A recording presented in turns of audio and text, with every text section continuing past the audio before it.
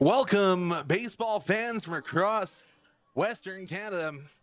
Welcome to a home game for the Energy City Cactus Rats, where they're technically hosting the Okotoks Dawgs here in the beautiful town of Okotoks.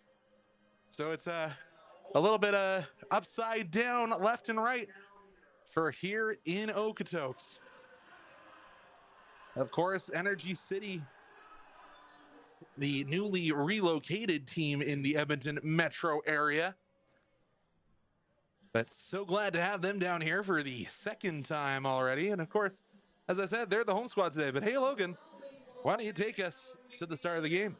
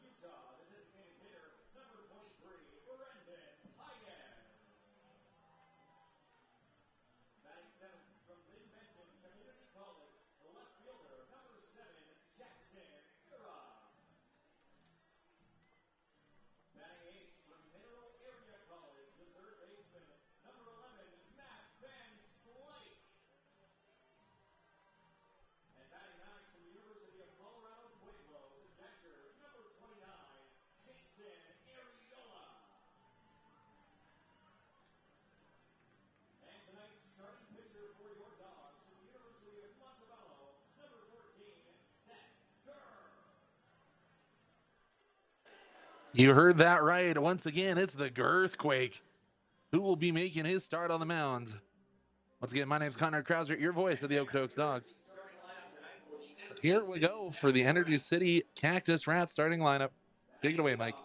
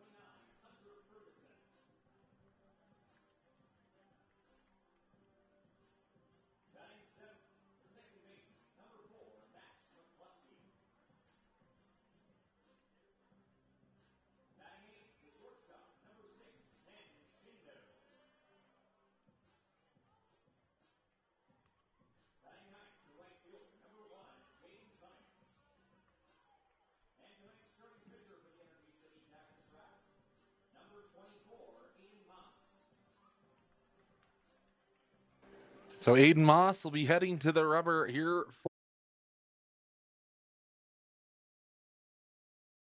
them.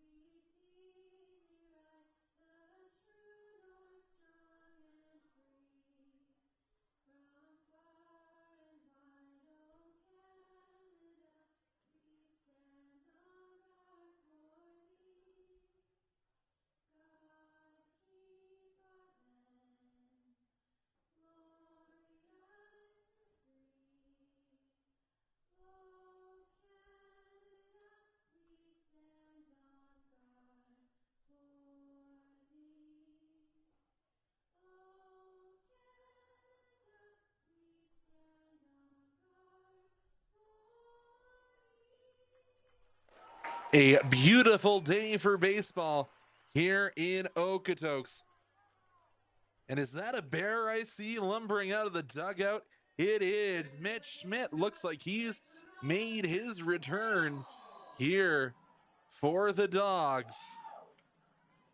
Good to see the co-manager, Mitch Schmidt, make his way back and a return after a health scare. Good to have him here. As I said, beautiful day in Okotoks, 18 degrees Celsius. With the wind gusting, it feels like it's 15 degrees Celsius. Gusts are up to 40 kilometers an hour, and you can see that in the flags. It is flying from the winds blowing, rather, from home plate up to straight center field. So you might see some outfielders take a few steps back as we go on today.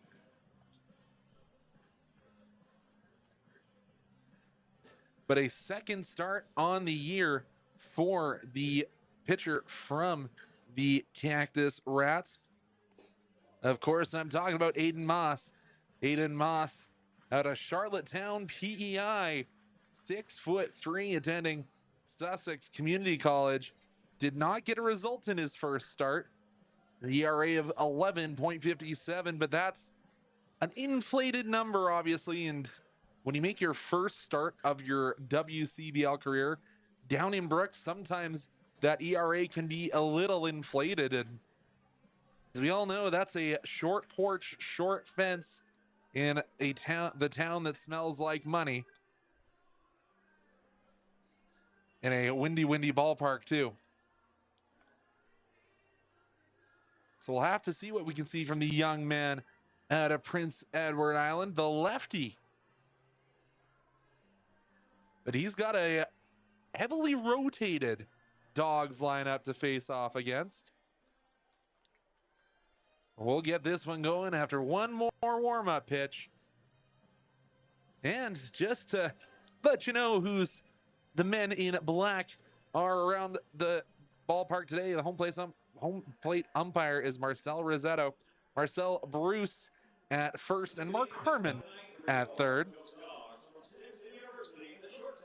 Number 20, Aiden Munoz. And Aiden Munoz will be leading things off today.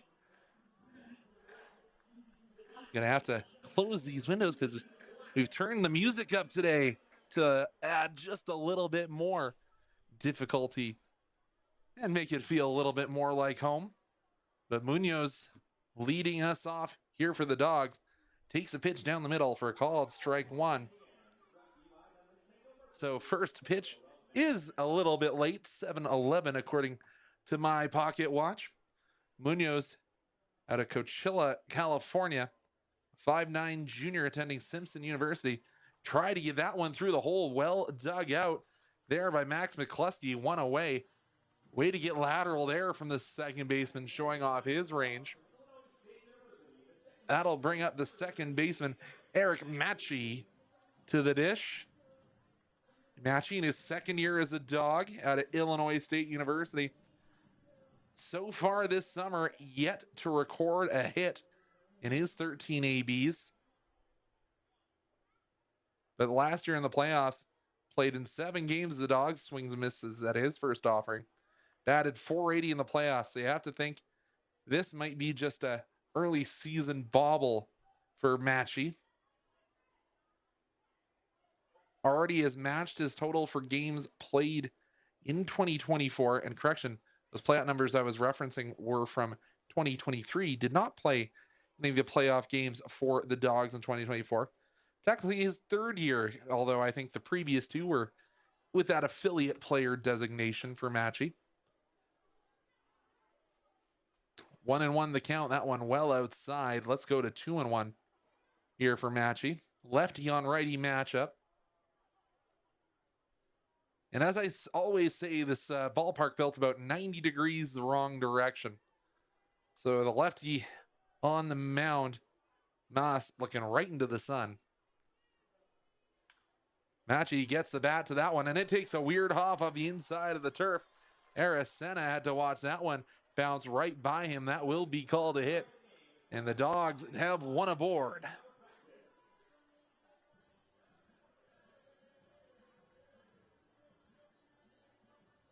So runner at first with 1 away.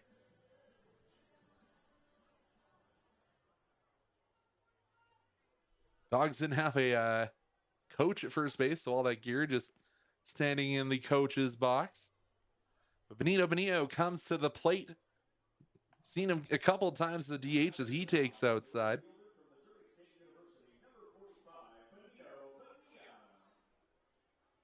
Bonilla came in last year as an AP, but full-time on the squad now. Batting a 125 on the year. Has put one over the fence so far this year. The 1-0 offering to Bonilla. Could tell he wanted to go, but held back. Count goes to 1-1.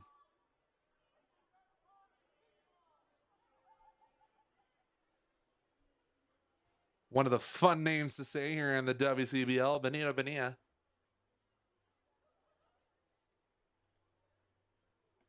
Takes one down in the opposite side. So we'll go to 2-1. Bonilla, the hometown product, came through the academy system, attending Missouri State this last year.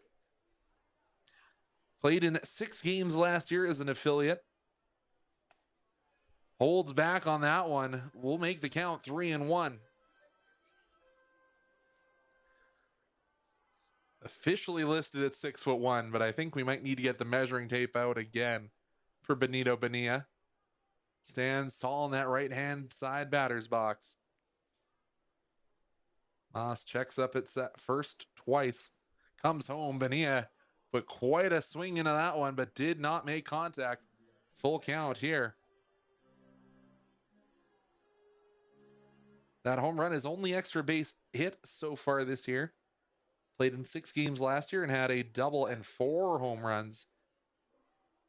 And also had quite the showing in the prospects game. And Bonilla pops that one up. We'll go again at 3-2.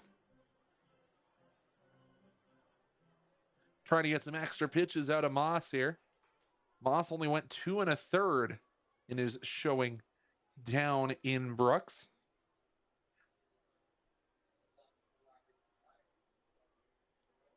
Checks up twice on Matchy. Bonilla chops that one. That's could be a double play ball, but no, it hooks up on the grass, but they will get Bonilla at first. So the runner will advance.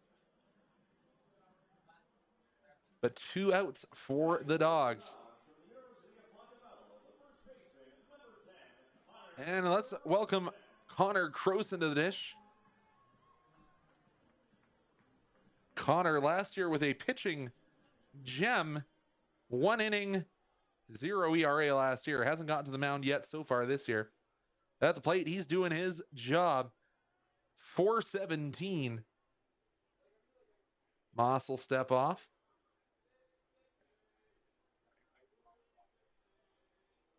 University of Montevallo product, Connor Croson, came all the way through the Dawgs Academy.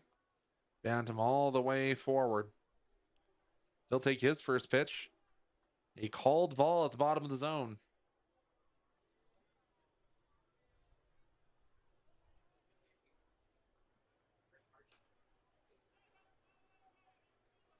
runner in scoring position.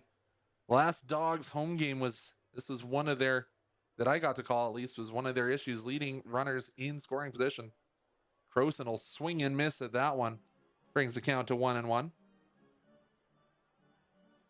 For the Crow Show, 3 extra base hits, 2 doubles, and has put 1 over the fence, 6 RBI on this season, and also has a couple of steals on the year. Only had 5 last year, so might look to break that mark this year. Of course, the man who brought home the trophy last year for the Dawgs with his home run in the bottom of the 9th. He'll take another pitch well outside, 2-1 the count.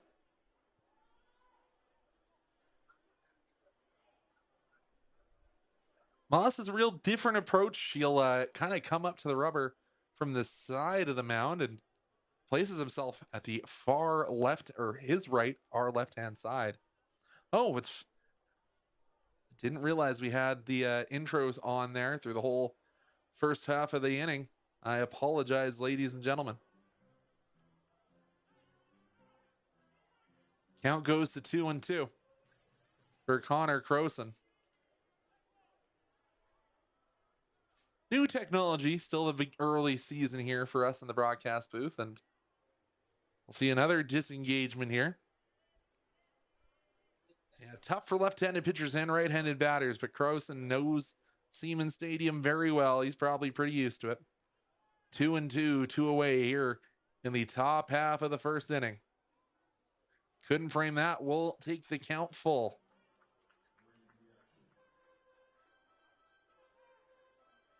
Second time we've gotten the count full. Couple extra pitches on the arm here for Moss. But trying to limit it to only seeing 4 Dawgs batters. They'll take a second look to a long leadoff by Matchy, and Croson will pull the full count pitch foul, so we'll go all over again.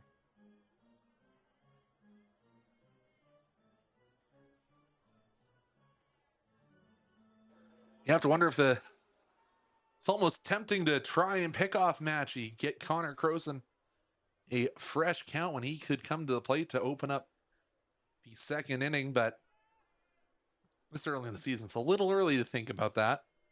As I said, Matchy with a hefty lead, not really being held at first, but Croson will swing and miss, and the Dawgs will go down, facing one more than the minimum for Moss. We'll be back when we return here on Okotoks Dawgs home broadcast, but it is a Electric City Cactus Rats home game when you return here on Flow Sports.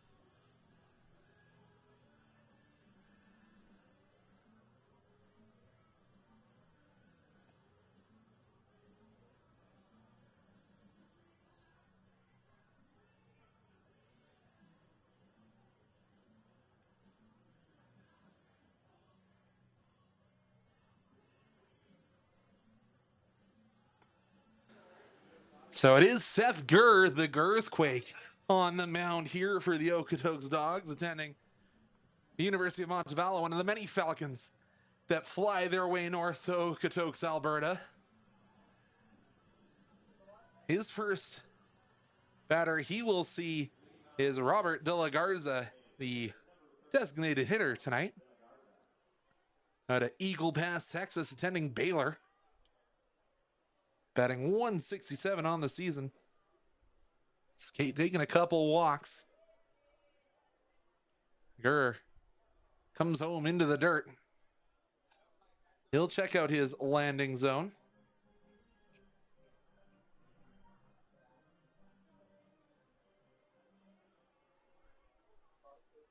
Ariola handling the catching duties today.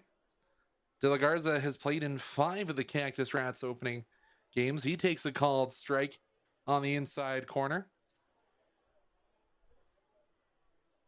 Gets the day off fielding today. He'll be handling the DH duties.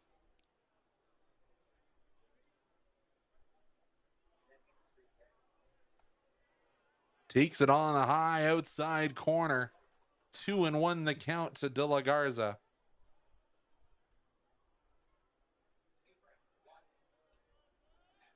De La Garza does have 4 hits on the year, one of them the extra base variety. Swings and puts that one into play. It'll be right into the glove of Matt Van Slyke. 1 away for the visiting home team.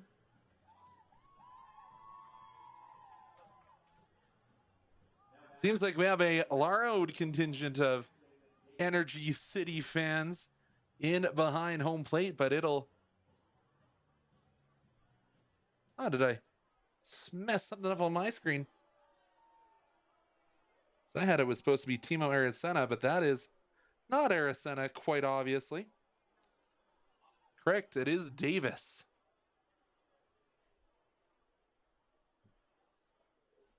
I just missed him when I was setting up my thing.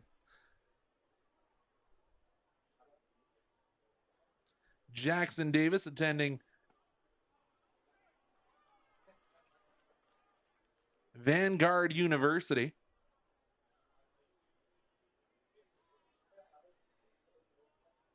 The Spokane, Washington native. Swings and misses at the second offering here from Gurr. So let's take the count to 2-1. 1 away here for Electric City. And Gurr trying to get out of this first inning unscathed. Oh, and that'll be a long fly, but back out to make the catch was Jackson Farah. 2 away for the Cactus Rats.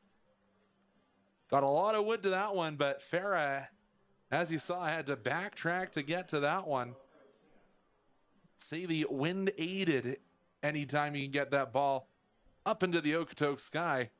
And now it'll be Timo Aracena. Aracena pitched last year for the Dawgs, got that good old 1-inning pitch. You see sometimes some of these position players can get an inning here and there, and that'll be a close call, but a called strike nonetheless there from Marcel Rosetto. On the season so far, 7 games played, averaging 500 for Timo Aracena. Another healthy swing, but Gurr painting the corners. 0-2. Saw a fun little factoid.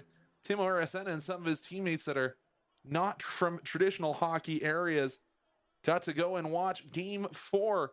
And Aracena will go down looking and has a conversation with home plate umpire Marcel Rosetto. But the Dawgs sit down Energy City in order. I put those in as balls, but I swear they were strikes. The Dawgs will bring in the top of the second inning when we return here on the Okotoks Dawgs broadcast on Flow Sports.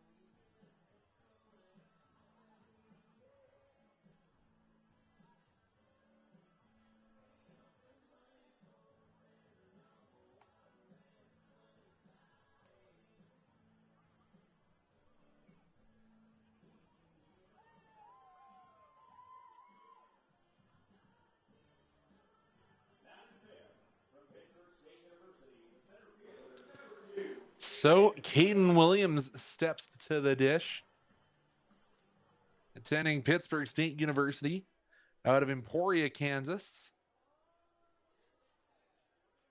Williams thus far batting a .308, but only appeared in 4 games as the Dawgs have rotated their outfielders a little bit.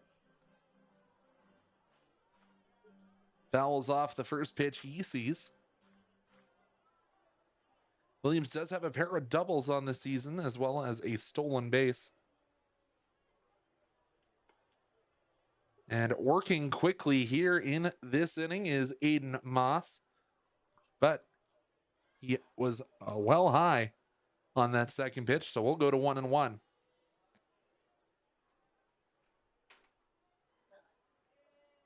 Hearing all sorts of stories about the new ballpark that will be in place for these Energy City Cactus Rats.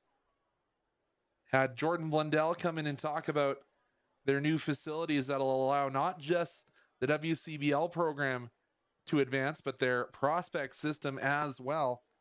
That pitch in on Williams called a strike. Always good to hear about all these new academy programs, whether that's the continued excellence here, the Okotoks program, or down south with Vauxhall. Always good to have more development opportunities for these young players. That will be called a ball for Aiden Moss. Hearing that it'll be a big enough facility to do some long toss. Got a couple of batting cages and a couple of mounds there for pitcher development. Here comes the pitch. Williams saw it down Main Street, but was a little ahead, staying alive. Saw Lou Pote just on the third base line say, I like that approach. Had to put his hands together. Lou Pote, the co-manager this year for the Okotoks Dawgs. And Williams will take the free 90. He'll walk this way, talk that way, and end up on first. That'll bring forth Brandon Paez. Brandon Paez out of Montreal, Quebec, attending the University of Utah. Wonder if he's headed, if he partakes in the dirty sodas while he's down there. Head over to Covet here in Okotoks, the dirty soda shop on your way in if you're coming from Calgary. A little bit of, not quite home, but university home cooking, you have to think. That one well high. 1-0 the count. Paez appeared in 6 games so far, batting a .444, and he's also put one over the fence so far this year. 1-0 offering inside. I thought that was well inside, but obviously Marcel Rosetto knows better.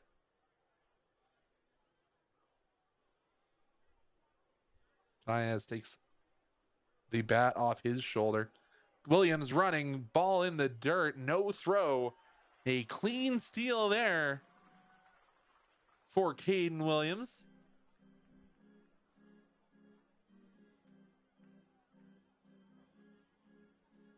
That'll shift over our first base and third base umpires, Marcel Bruce and Mark Harmon, into their new positions. 1-2 the count here for Moss on Paez.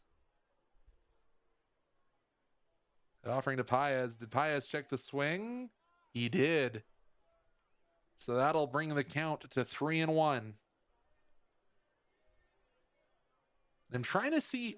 That looks like that might be one of the torpedo bats in the hands of Paez. I could be wrong, but it does look like the mass shifted back a little bit.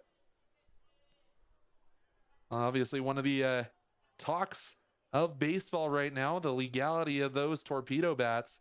Williams dances around at second. But that'll be another free 90. Dawgs work a pair of walks to open up this second inning of baseball.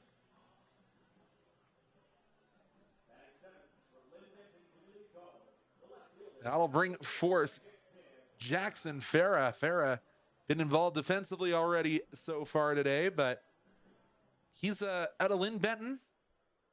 The good old bats left, throws right combination. Farah only played in 2 games so far, yet to get a hit and has struck out 4 times. Looking to improve on that as he's got a pair of hungry dogs on the bases. Swings and misses. That one was heading right into our broadcast booth if not for the safety netting. Healthy cut there from Farah. Didn't miss by much. I have to wonder if Williams will keep dancing over at second base with none away. That 12-6 change dropped right in. Looked like it was going to be well high, but found the strike zone. Farah behind 0-2. Lots of motion on that off speed here for Moss. Moss says, I didn't like that signal. Let's go again. Checks on Williams at second. 0-2 into the dirt. Blocked well by Ferguson. Try and encourage Farah to swing at something outside of the zone there. At the Lynn Benton Community College attending Farah said no. Out of Gladstone, Oregon. Pitcher will step off once again.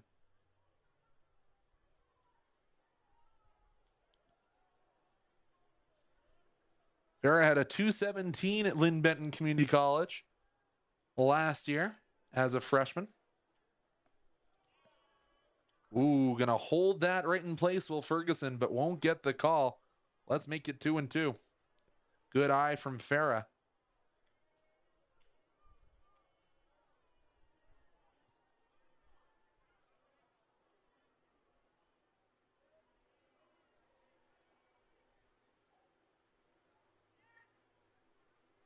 They'll back off Williams a second. Williams will go the double steal. Ball well away. Tag not in time. And a double steal as well as bringing the count to full.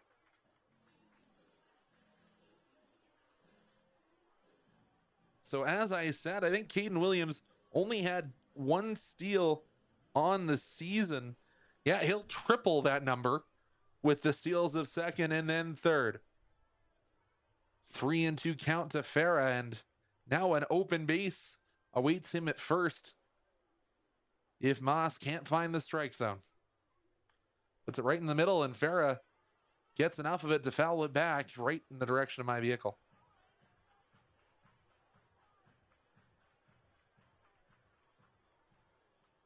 We'll go full once again. Moss, as I said, only went 2.1, 2 1/3 in his first appearance. Always tough to make your WCBL debut in Brooks. 3-2 all over again. Farah fouls it back in the same direction all over again. Always say if you're a baseball fan, you should always spring for that glass protection in your insurance if you can.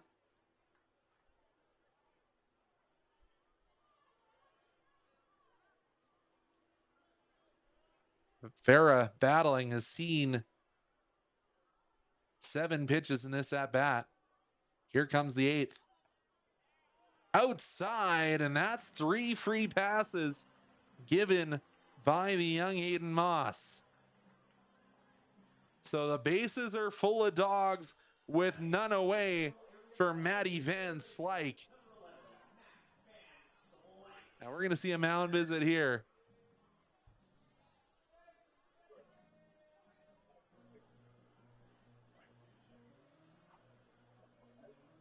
I think that is Jordan Blundell. Don't know their head coaches all that well for EC.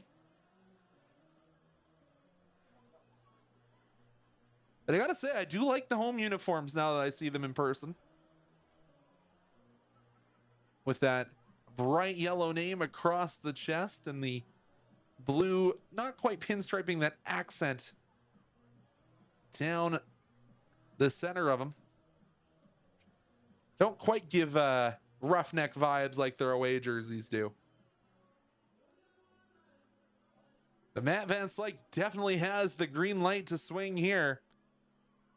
Has yet to make contact or yet to reach base for the Dawgs in his 4 games played. Has had 8 at-bats, 3 walks, 3 strikeouts. Van Slyke takes well inside. That'll bring the count to 1-0.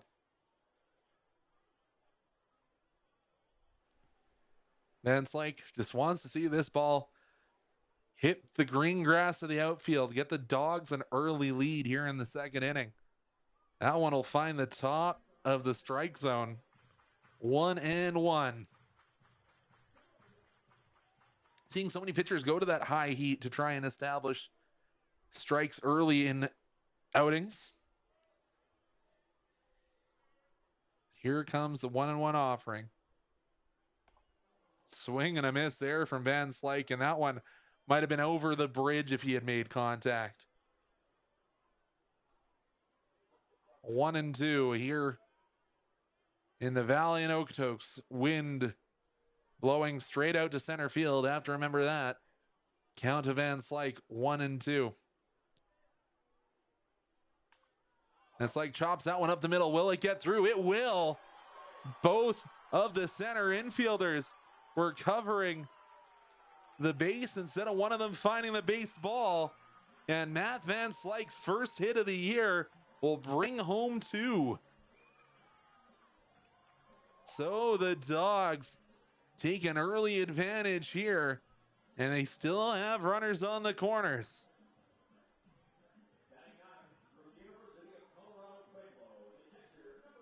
Colorado Pueblo, another one of those schools that seems to have a pipeline to the WCBL, but it's the man from Riverside, California, Jason Arriola, stepping into the box, and he's got a runners on the corners for the Dawgs.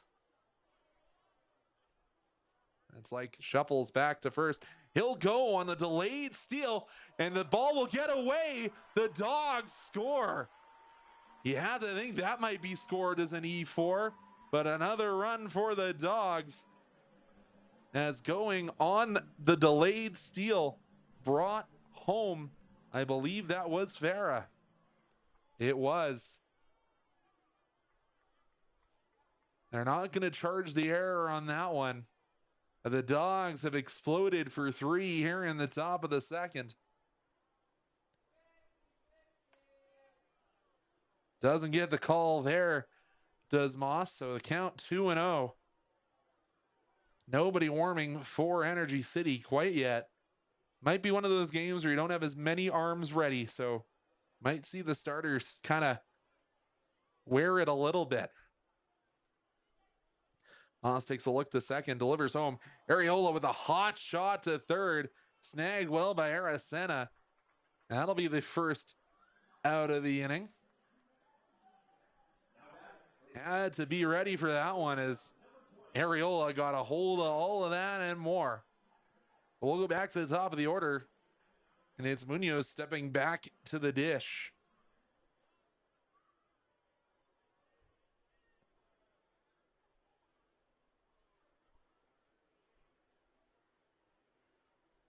Always good when you can have your leadoff man appear twice in the first 2 innings. That one outside for a ball.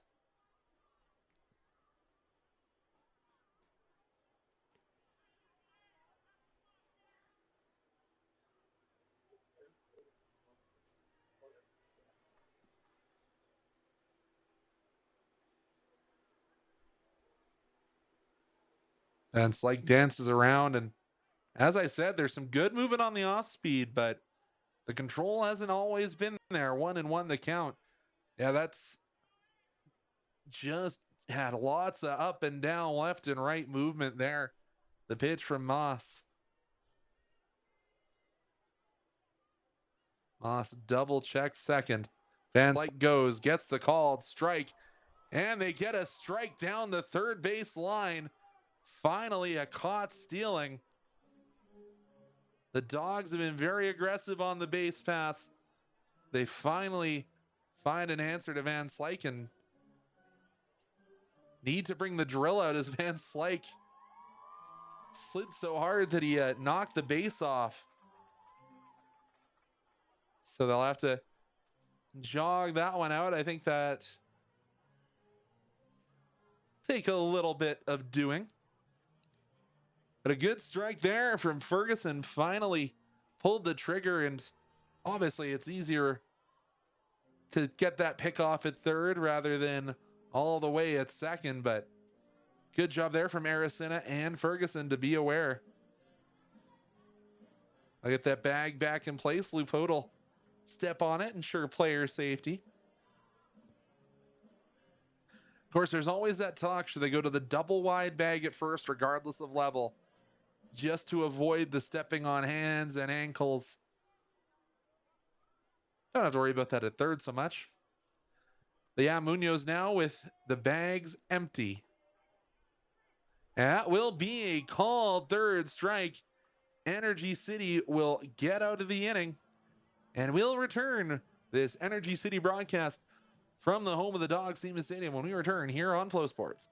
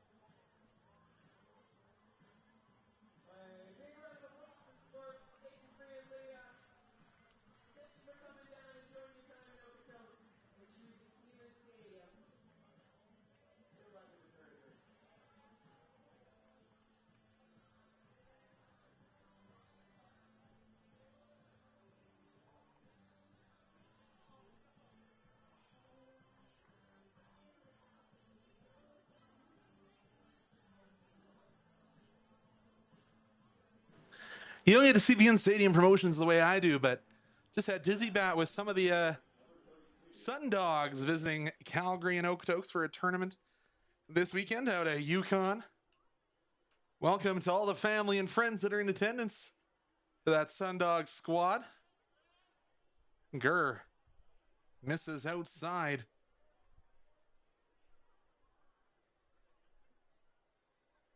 To the left-handed batting Bear. Bear out of Houston, Texas. Foul that one off the facing of Siemens Stadium. That'll bring it to 1-1. Hot shot off the roof, bounced down into the fans. Hopefully everyone's all right to my left.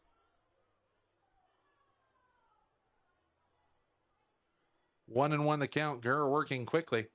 Oh, that was a nasty pitch. 1-2 the count to Bear. Bear working first base today.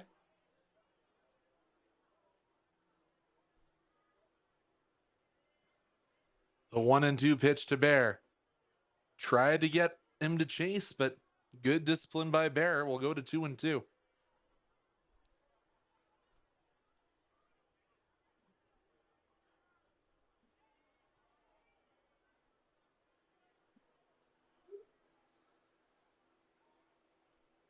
Two and two pitch. Bear will get this one up the middle of the infield, but Eric Matchy, easy play over to Croson, one away. As I said, a little bit of a rotated squad here for the Dawgs tonight. Seen Machi play a couple times, filling in for the usually dependable Aiden Rose at second base. Aiden Munoz replaces Ricardo Sanchez at short, and Matt Van Slyke takes Connor Croson's usual position, and Connor was actually a late change to the roster. Hunter Ferguson takes a call on the outside corner, and he has a discussion with Marcel Rosetto. Usually you don't see the catchers talk back too much because you need them to be in Rosetto's good books. That one just a little too low, so we'll go to 1-on-1. Yeah, you're standing right in front of that gentleman for the rest of the evening, so you don't generally see too much talking back. Do I have the... I do have the wrong... This isn't Ferguson. Let's check. Correction, that's Elias Campbell at the dish. I apologize. Campbell, the left fielder today, so I'm a man early there. Campbell makes contact, sends that to his left field position, and that'll be a long single for Elias Campbell out of Peterson, New Jersey. I apologize, fans. And now it'll be Hunter Ferguson. So, first hit of the night for Energy City for the left fielder Elias Campbell. That will be the catcher that I mentioned before, Hunter Ferguson, out of Knoxville, Tennessee, attending the University of Pikeville. Makes contact, and that'll be into right field. So a pair of well-hit singles. Oh, and had to be careful there. The cutoff was made by Munoz, but and then saw the stop sign and had to quickly scamper back. But Max McCluskey now to the dish. Batting a 167 on the season, but has only played in 3 games. Attending Embry-Riddle University out of Winter Garden, Florida. At least he's close enough to watch those Florida Panthers play in the playoffs. Obviously, most of the Energy City fans likely cheering the opposite direction of Max. 0-1 the count to McCluskey. Gurr in a little bit of trouble after getting the initial out of the inning. That one down in the dirt. Ariola didn't see where it was, eventually gets to it.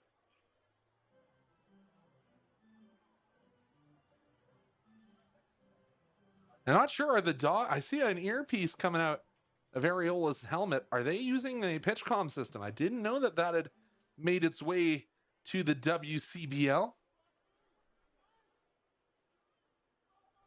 maybe it's just a radio between coach and catcher. Gurr takes a peek to second. Machi hangs around and covers, and the throw of the bat after the swing. Get a little more pine tar on that bat, young man. Nearly hits Ten Shindo standing at the top of the stairs of the dugout. McCluskey steps back into the batter's box, 1-2 the count.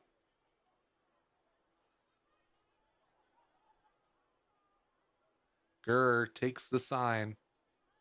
Takes a brief check over his right shoulder to second base. Delivers. Just misses. 2-2. Gurr will step off the back of the mound. Eventually gets back on the rubber with those bright neon pink laced cleats. Takes the sign from Ariola.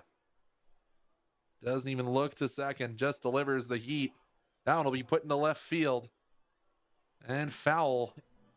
Thought it was in the air, but was on a bit more of a line than I expected. That'll cause Van Slyke to go chasing that ball, and back to 2-2. As I said, it's a little bit smoky. When I woke up this morning over in Calgary, I thought someone was barbecuing at 7 a.m.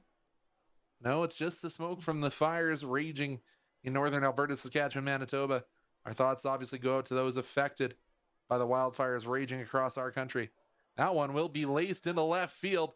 A diving play will not catch the ball, but it may prevent a run from scoring. In and out of the glove there for Jackson Farah. And suddenly, bases loaded for the Cactus Rats.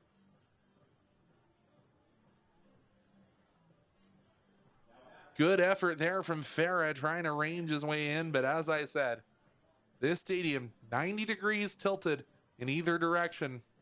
You wouldn't have to deal with the sun in your eyes if you're an outfielder running in to try and field that baseball. It's why these games are played outside, not in a dome very often. And hey, it's a beautiful day. As I said, 18 degrees Celsius, even with the sun setting here in Okotoks. It is Ten Shindo at the dish, and he'll take that first called ball. Shindo out of Shizuoka, Japan, attending Ryoko University. Definitely a different style of batter, and he'll pop that one up straight to center field. Williams will step in, but it likely will be a sacrifice fly. Cut off, but not in time. The Cactus Rats score one with the sacrifice. They get on the board in their home half of the inning. And obviously, if you're a fan of the Cactus Rats, you're probably a little bit, I'm not going to call it upset. You're just wishing that the first home game did not get delayed.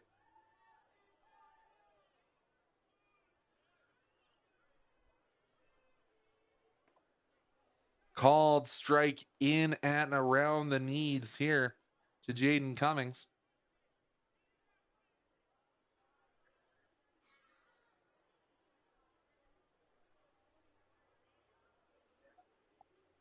Oh and 1 the count here, and a swing and a miss for Cummings. He's down in an 0 and 2.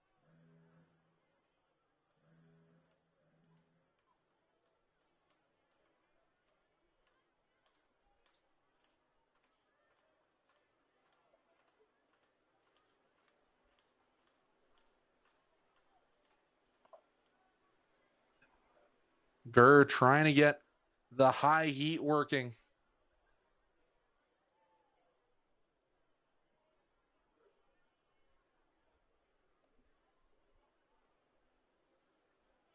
Gurr takes a brief look to second. Delivers home. That one's inside, doing a little bit of matrix moves there for Campbell, getting out of the way of that one.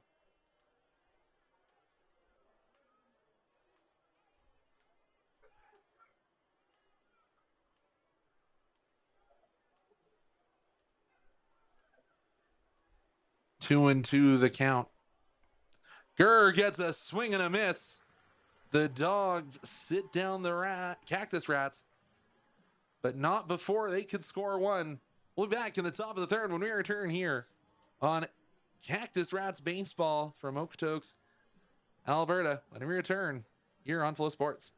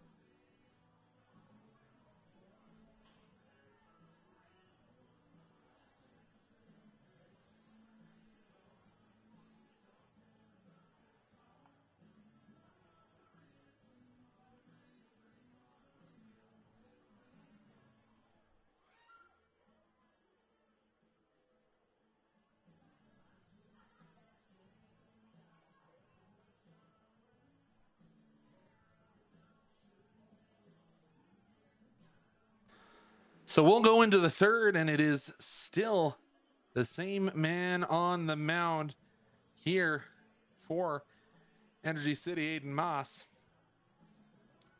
But as I said, the home opener has been postponed. If you haven't seen, they're targeting a July 12th launch.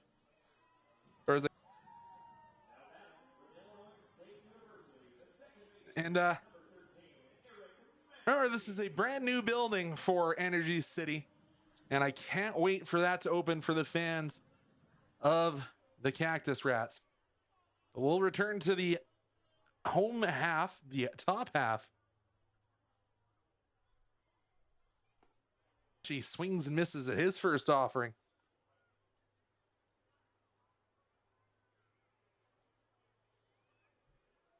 Oh, and 1 the count.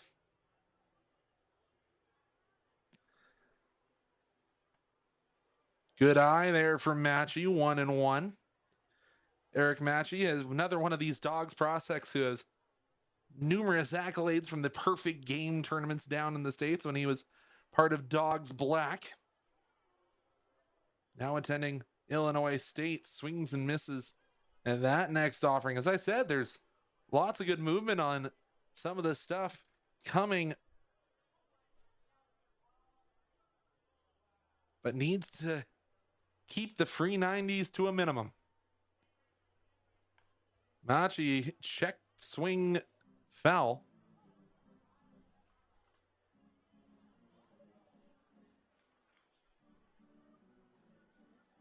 Seen a couple of times this year when that check swing has actually hurt the Dawgs, when it just trickles to the pitcher and has led to some easy outs. That one well outside, so let's make it 2-2. Apologies, folks. I wish I could reposition where the score bug was, but fortunately we haven't figured out how to do that with our new system yet. The pitch. Nachi lines that one in between center and right. He'll be hustling. Will this be extra bases? It will. A stand-up double for Eric Matchy.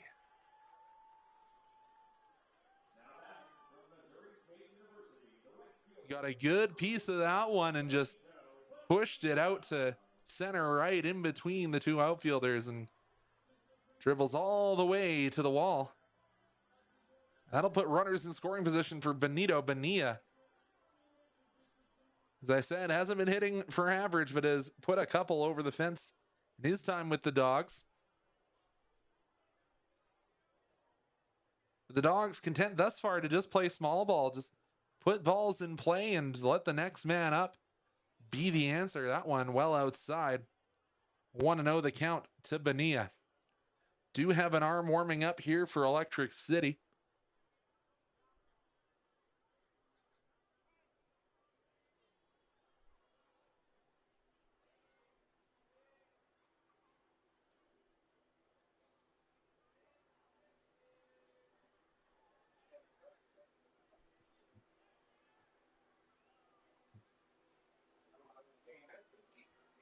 Checking up with Matchy at second, but nobody really holding him on here for Electric City. That one's down in the dirt, but Matchy says, I'm just going to scamper my way back to where I came from, second base. Benito Bonilla at the dish, trying to improve his average.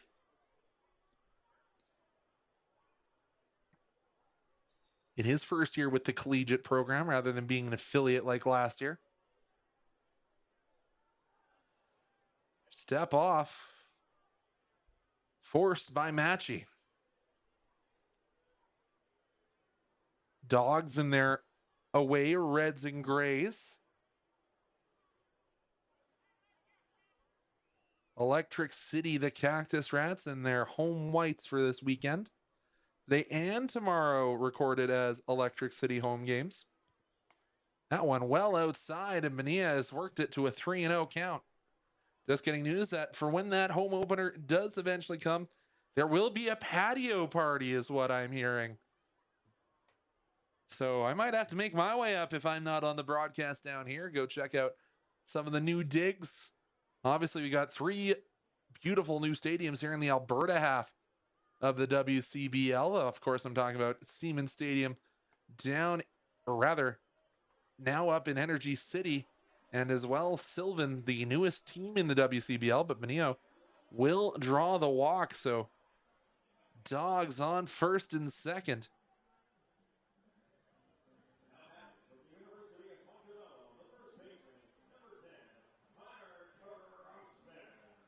Connor Croson, not a man you want to see stepping to the dish with runners on bases, because as we know, the Crow Show, especially with the winds, even though they're slightly dying down here in Okotoks, can get a hold of one and put it over the fence basically at will. Croson takes outside. 1-0 the count. Does look, it might be Archer Blumenshine rather, warming up, the Sherwood Park, Alberta native. So he puts one past his catcher in the on-field bullpen, and I don't know where that one missed. But Crow Show gets a called ball.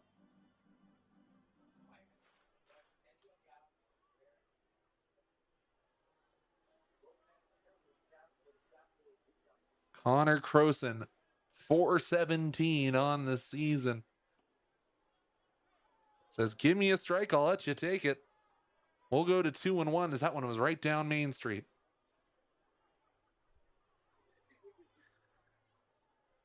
Connor Croson had 9 home runs last year and then only 1 in the playoffs, but probably the biggest of his career. The 2-1 offering. Outside. Rosetto shook his head as it was tried to be framed by Ferguson, but Croson 3-1. We saw a pair of walks lead to that 3-run inning in the top of the second. Trying to avoid that here is Moss. Croson puts a swing into that one. Back the Energy City fielder goes. It's off his glove. This will likely be a bases clearing triple for the Crow Show. Green lights are on.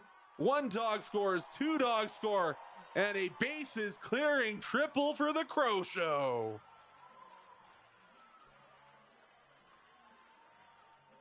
It looked like it was going to be tracked down by Jaden Cummings, but just glanced off his glove in right field. And you saw a hesitation there from Machi.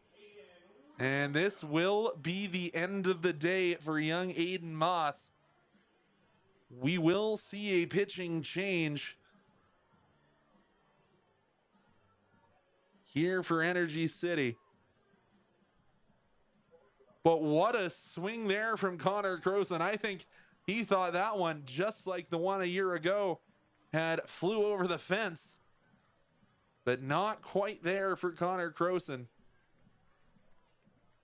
We'll be back after this pitching change here on the Energy City broadcast, brought to you from the home of the Okotoks Dawgs, Siemens Stadium.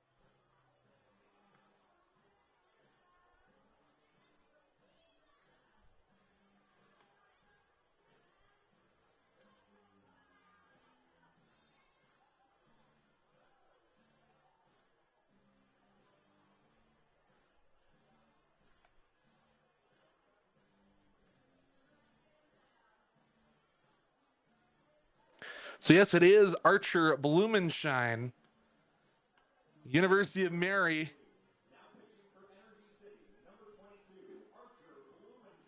So Aiden Moss giving up 5 runs and still responsible for Connor Croson, who stands only 90 feet away from home. But Blumenshine, 0-1 on the year, has come in twice, but only has an ERA of 3.37. He did take the decision in an 11-10 loss against Sylvan Lake. But Caden Williams strides to the dish. And it's the teammate of Ricardo Sanchez during both the Dawgs and University season last year, Caden Williams, Pittsburgh State University.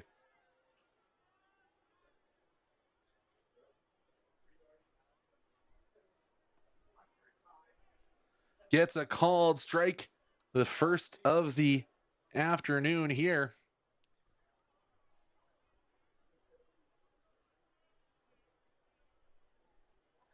But Williams with Pittsburgh State played in 49 games at a 3.10. That one down in the dirt. Croson looked like he may take the opportunity to get scamper towards home, but that one didn't get far enough away from Hunter Ferguson. Had a .417 on-base percentage with 5 home runs and 46 RBIs. So Caden had a great collegiate season trying to get back on that pace here with the Dawgs. He'll put that one right back up the middle. Have to check up on Croson at third, and Williams will be retired.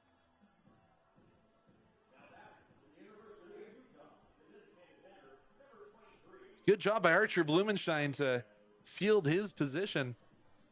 Sometimes you'll see those bounce off the gloves when you have the comebacker up the middle, but Blumenshine fielded it well.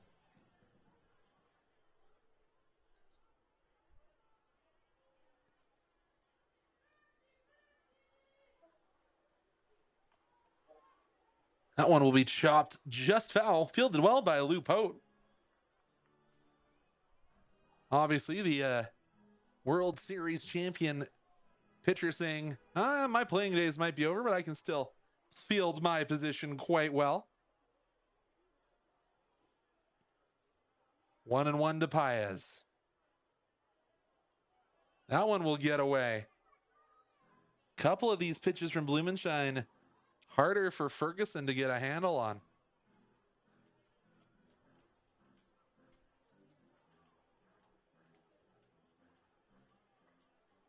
Paez, technically his first time to the dish because he did walk in his first opportunity at the dish. Takes that one down low at the shins. Let's go to 2-1.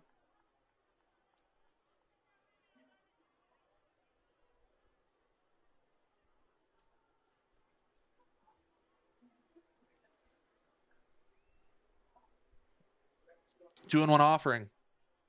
Catches the edge of the strike zone. Paez disagrees, but I don't think you're going to argue your way out of a strike here. Farah in behind him on deck with the 2-2 count.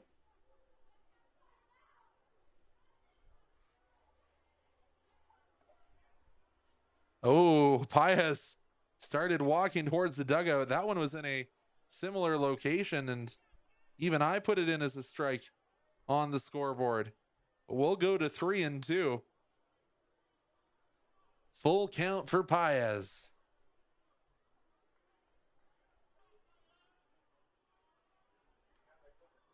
Offering to Paez. Paez battles it off towards the Arcandia Outdoor Training Center. Of course, the brand new phase 1 of the upgrades to the training facility here at Siemens Stadium have been completed. Yet more to come after the season. Paez puts that one into the gap between center and right. That will score Croson easily. And another shot to the wall and another run for the Dawgs as they now lead by a score of 6-1. Put up a 3 spot in the second, a 3 spot here in the third. And the Dawgs bats starting to come alive. That'll bring Jackson Farah to the dish. He reached base on a walk as well, as I said, yet to be putting a ball into the turf yet here. Let me double check because I thought he yeah,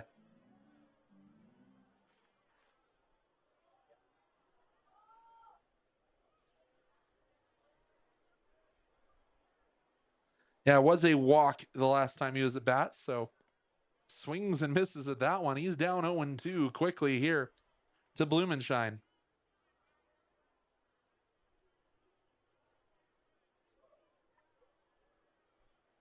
So officially his first battle at the plate against Blumenshine. Puts a charge into that baseball. Does it stay fair and will it get down? It will not stay fair, but it does get down. We'll go again. Is that one, if it had bounced fair, might have been a ground rule double over that high core 4 corner wall.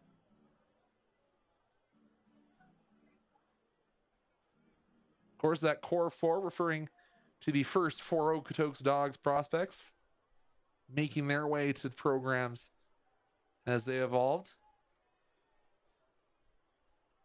0-2 again to Farah. That one missed.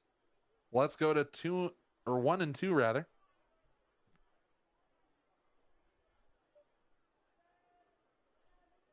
Cactus Rats trying to not allow any more runs in the top of this third inning. 1-2 the count with 1 away. Farah slices that one into right field. Farah points to the dugout. That's his first of the year. And smart base running as racing his way all the way to first was Paez. So that'll bring Van Slyke to the dish and can have a meeting on the mound.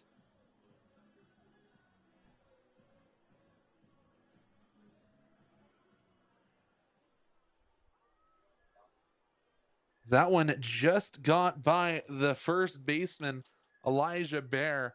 Obviously, Bear had to hold Jackson Farah at first. Or correction, that was Paez who was at first at the time. But tried to stretch out as much as he could, but it just slipped past that large first baseman's mitt. So runners at the corners for the Dawgs. And Maddie Van Slyke will step in once again.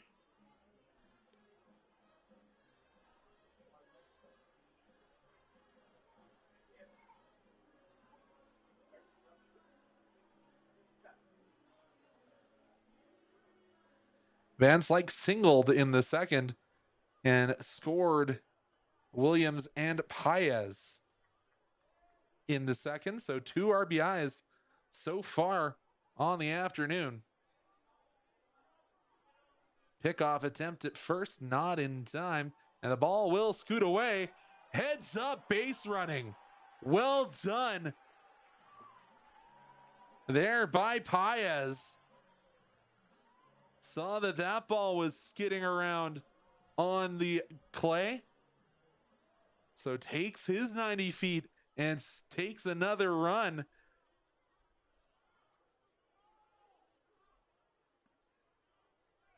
That's like takes the first pitch he sees called for a strike on the inside corner.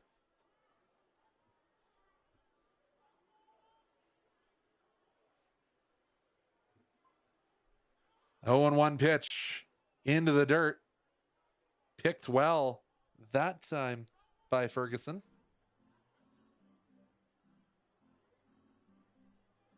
I played catcher growing up, and it's when you're sliding around, sometimes you get that red clay or shale, depending on where you are, in your all over your everything, and just gotta cough it out. Looked like there was a little bit of that from Ferguson. It's like gets a hold of it, but can't keep it fair. Couple drats and darns coming from the man wearing number 11. As I said, Van Slyke 1 for 1 on the evening with a well-hit single into left field. It will once again check up at first, but scampering back well there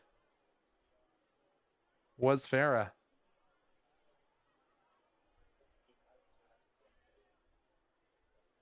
Farah, he's in. Slides in. Oh, they're going to say he was tagged out. I thought that was a great slide by Farah to take advantage of a dysfunction at the junction, but called out emphatically by Mark Harmon. So now 2 away, 1-2 the count.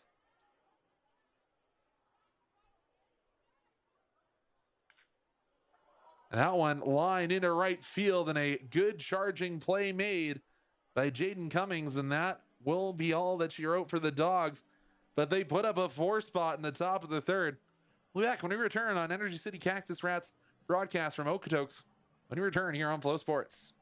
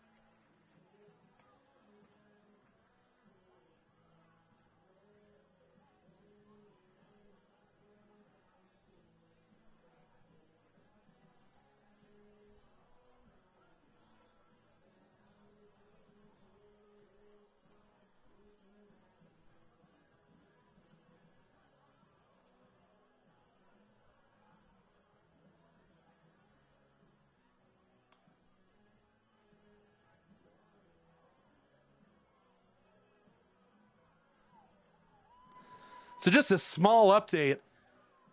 The run that I thought was just going to be called as a scored on the throw, they are declaring that was a run on an error. So 1 unearned run there. But let's see if Electric City can liven up their bats when they come back to the dish. And it is back to the top of the order. Robert DeGarza, the DH, leading off. DeGarza swinging a miss at the first pitch he sees. He goes down 0-1.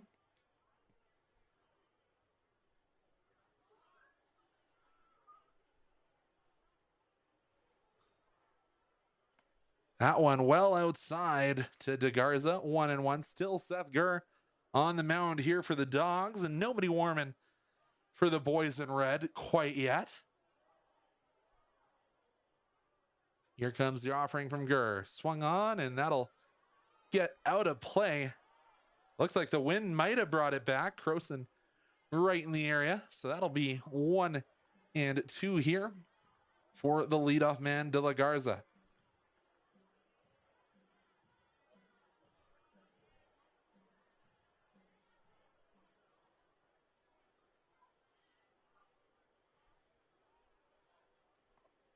De La Garza takes inside 2-2.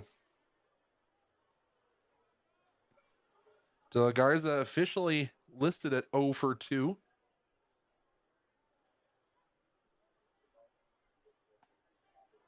And he'll go down looking has a few words with Rossetto, but Gurr caught the outside corner.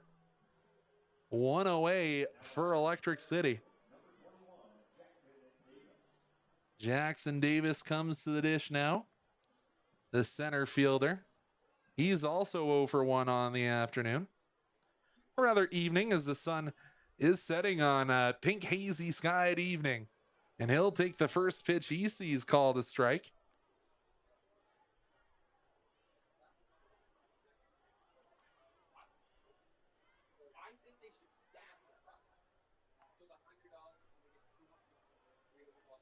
Davis flew out in his first AB, but I'll get a called ball there.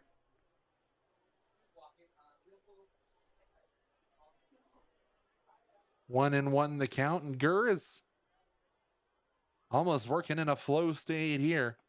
Swing and a miss. Going to be a tip. Let's call it 1-2. Didn't hear the tip from in here.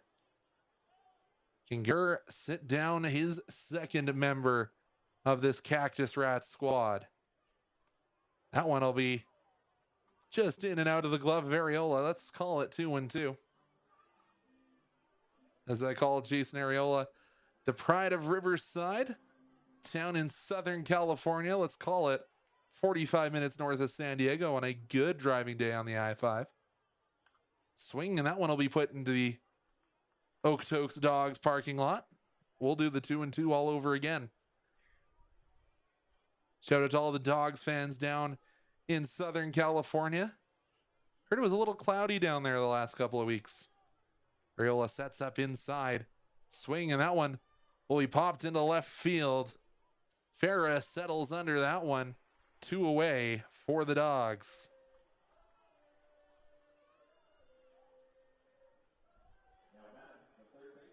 So they'll bring up Timo Aracena, the third baseman.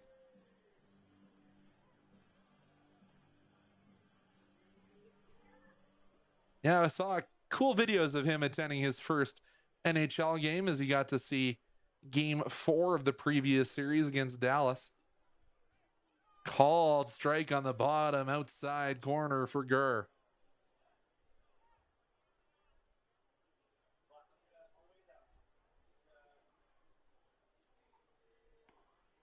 That one, similar location, just a little south.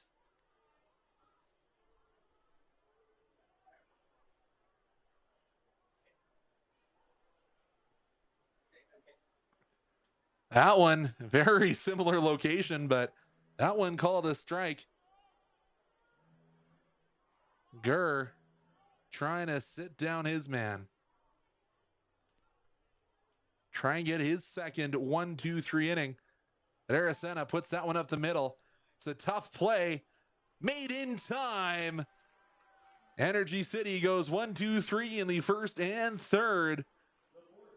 We'll see what comes in the fourth when we return on the Energy City Cactus Rats broadcast. Brought to you here at the home of the Dawgs, Siemens Stadium on Flow Sports.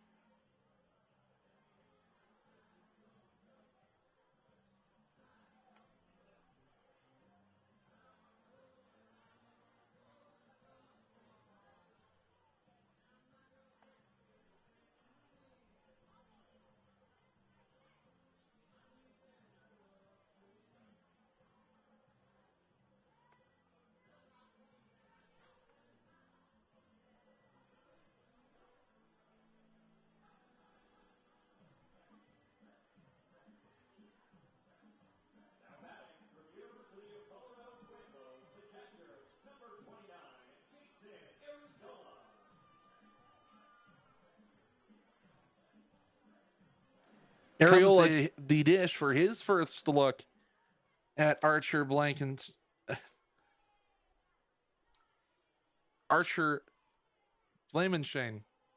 I apologize, Archer. It's there's a lot of syllables in your name, sir. Or Blumenshine. I apologize, but Blumenshine's first offering in the dirt. It's Blumenshine's second offering, similar location, but will be called a strike. 1-1 to Areola.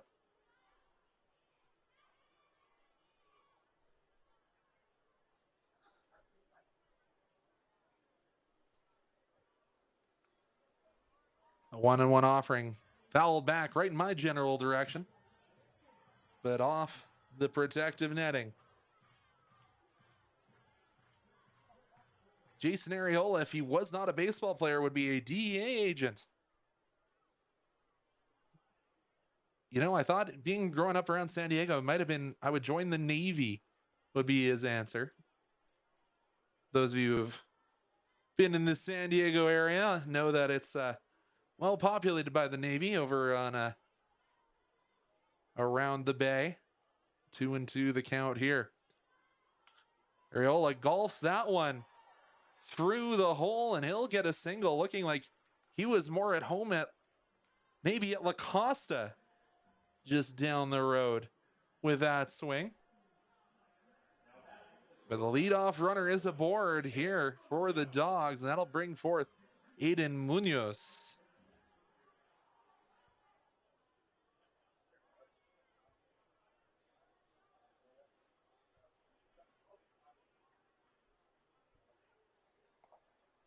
First pitch to Munoz in the dirt.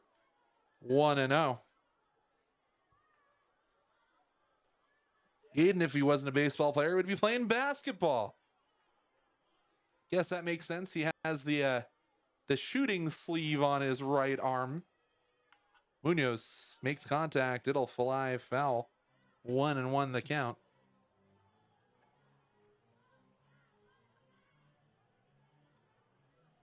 That ball caroms around off the fence, off the first base side, is eventually gathered. That'll allow Blumenshine to get into his motion. Doesn't even check up at first, but the Dawgs have been running well today on the base pass. Obviously, a couple steals, one caught stealing at third base. Pitch can't find the strike zone. 2-1 the count. That one will be golfed, and it'll find its way foul. 2-2 the count.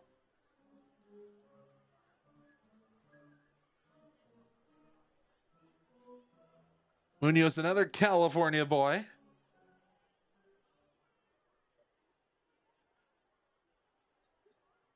I apologize. I called them Electric City, the Cactus Rats, once, but that pitch will go foul for a full count here. It's the electric neon yellow that confuses me. I only have so many brain cells here, folks from Northern Alberta. Gonna be a free 90, and the walks have plagued Energy City today. So runners at first and second here for Eric Matchy coming to the dish.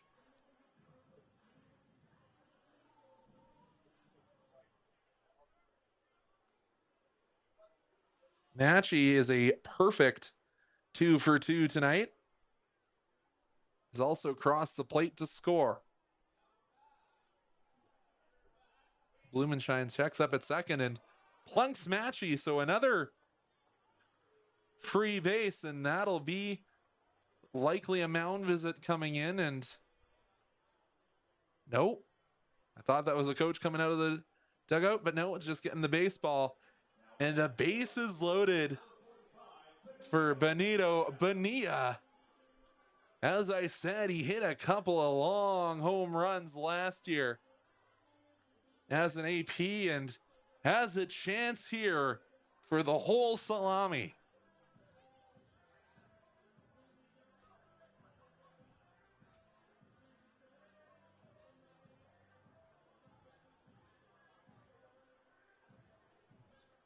Another pitcher warming up for Energy City.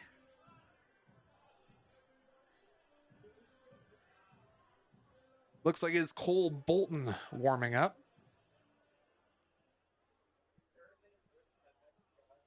But Benito Bonilla stands at the dish against Archer Blumenshine. Bases full of Dawgs. None away. Oh, Bonilla was trying to launch that one onto the core four. If not more. 0-1 the count.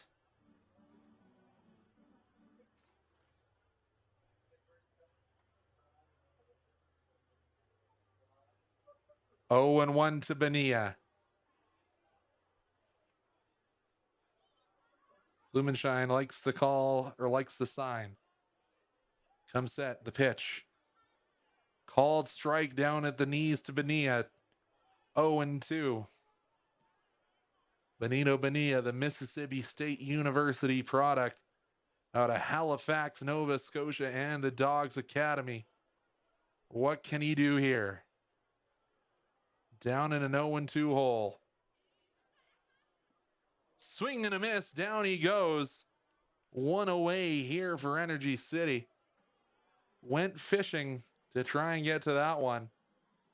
But no less danger coming to the dish, as it is Connor Croson stepping into the batter's box. Draws the cross in the dirt and then steps into the right-handed batter's box.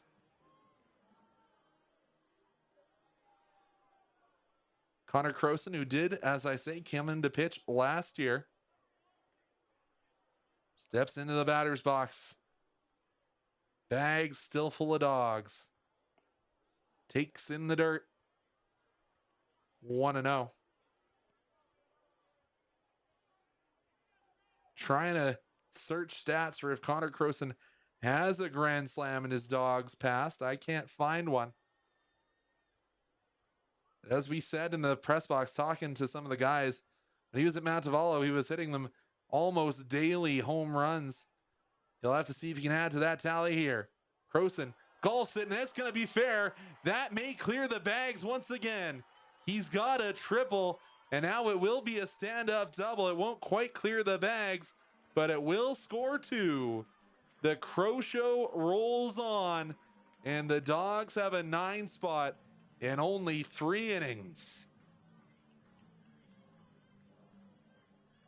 So, for those of you keeping track, Connor Croson has arguably the 2 hardest parts of the cycle.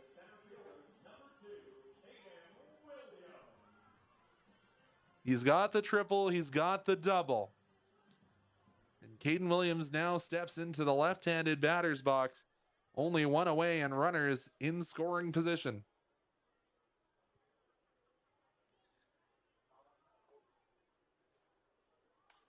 And he'll chop that one fair.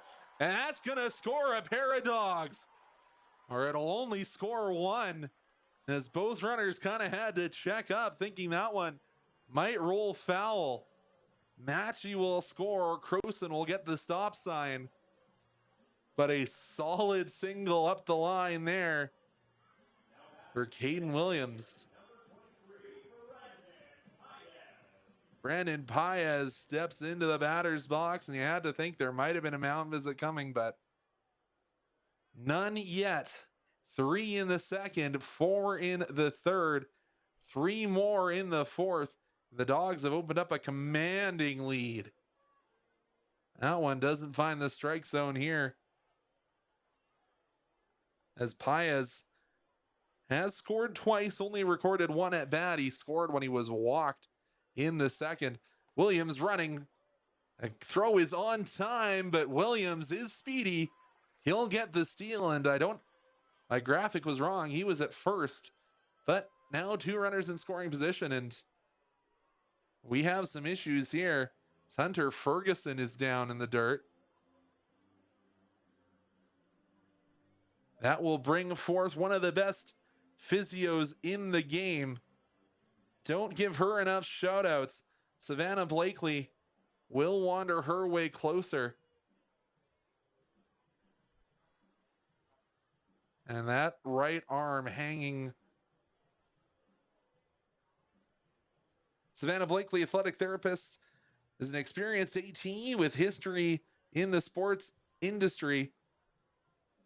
The Mount Royal graduate is also the proud owner of Pro Sport Athletic Therapy here in Calgary and area. And it looks like he might have thrown his shoulder out trying to gun that one to second base. Not what you're wanting to see if you're Energy City.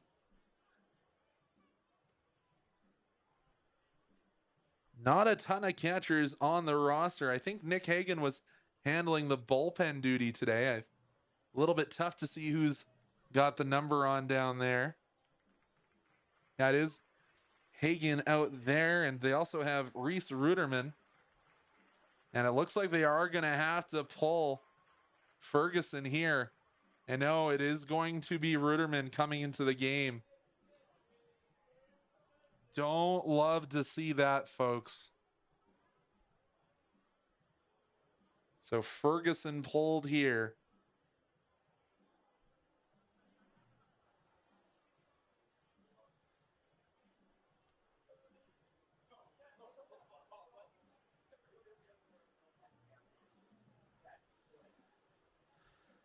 Ruderman wearing that gray Nike gear.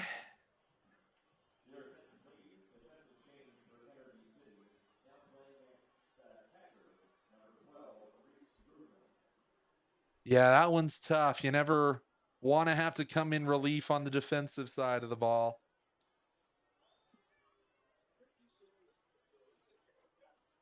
But Paez still at the dish. 1-1 now the count.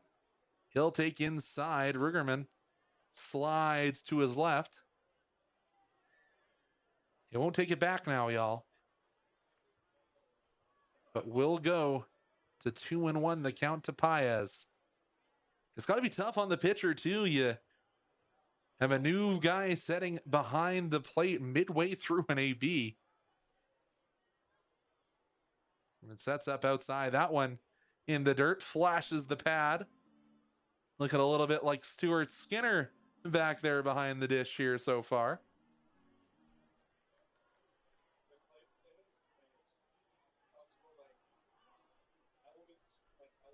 Well, Stuart Skinner with two good ankles.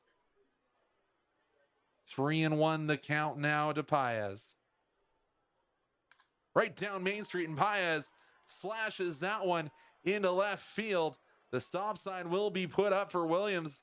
Once again, it's Dawgs on the corner after a very well worked AB there for Williams. And it will be the mound visit coming here. We'll be back after this mound visit when we return here on Okotoks Dawgs Baseball.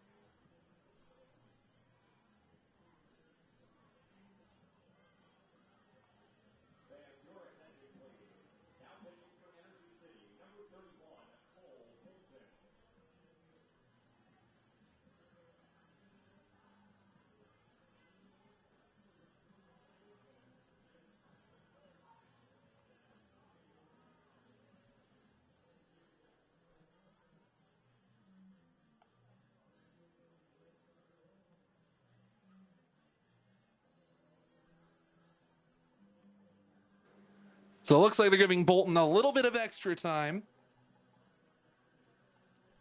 It's also kind of a way to get Ruderman into this ball game.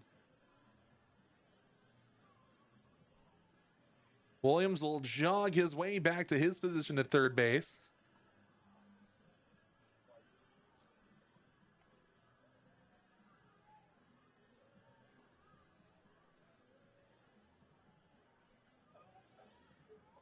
Cole Bolton out of Robertsdale, Alabama. Big, tall lefty attending Sussex Community College.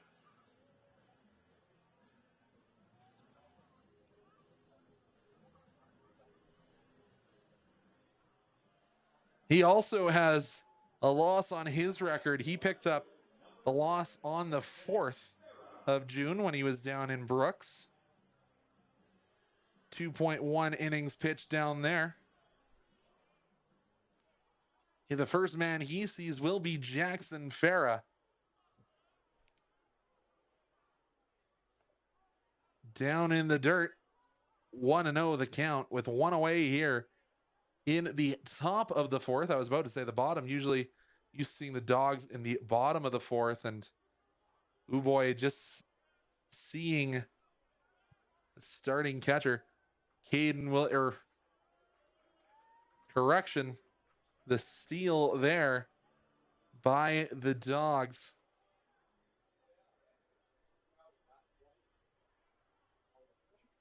Paez snags a bag for himself. Now 2 runners in scoring position for Farah.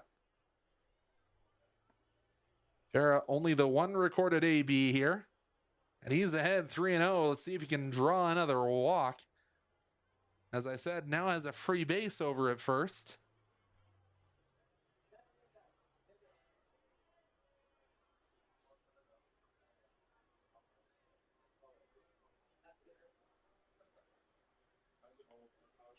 Oh, Farah thought he was free to take his hard 90, but catches the edge of the plate, gets confirmation. Yeah, just caught the narrowest sliver of the plate on the outside. 3-1 the count now to Farah. First batter faced for Cole Bolton tonight.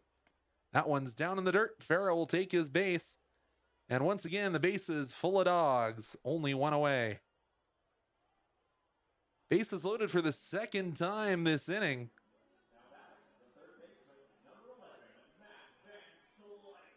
Van Slyke will come to the dish. Bases loaded here.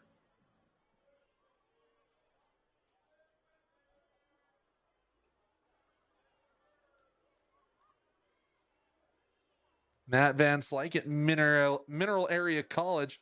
16 games played, 7 RBI. Called first strike, and heard some perplexed voices here in the broadcast booth about how that one was called a strike. The Van Slyke, the Whitby, Ontario native, fouls off at the 2nd pitch he sees. 0-2 the count.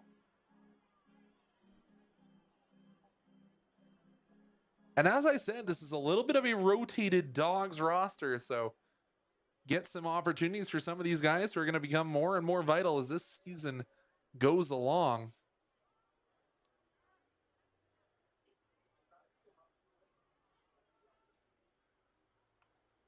Fouled off, Van Slyke battling. Even though he's down 0-2, we're going to see the 4th pitch of the AB. Oh, that one soars off foul into the Okotoks skies.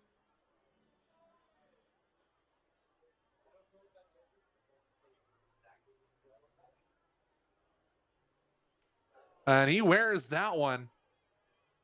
So that will be a run scored off the hit by pitch. And Van Slyke did his best to get out of the way, and you're seeing immediately, I'm just seeing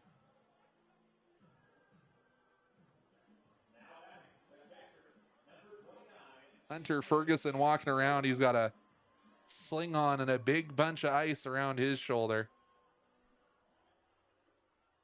You have to hope that's just a pulled muscle. If Jason Ariola comes to the dish,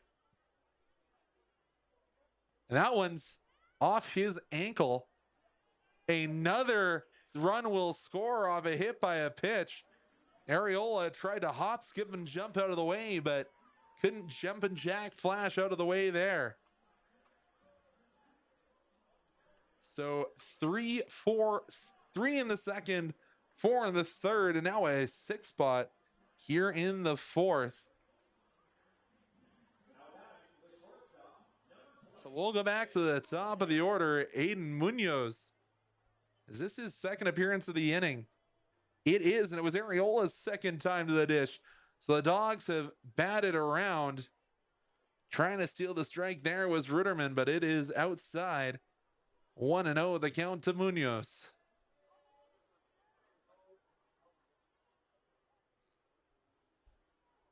That one outside as well. 2-1 the count.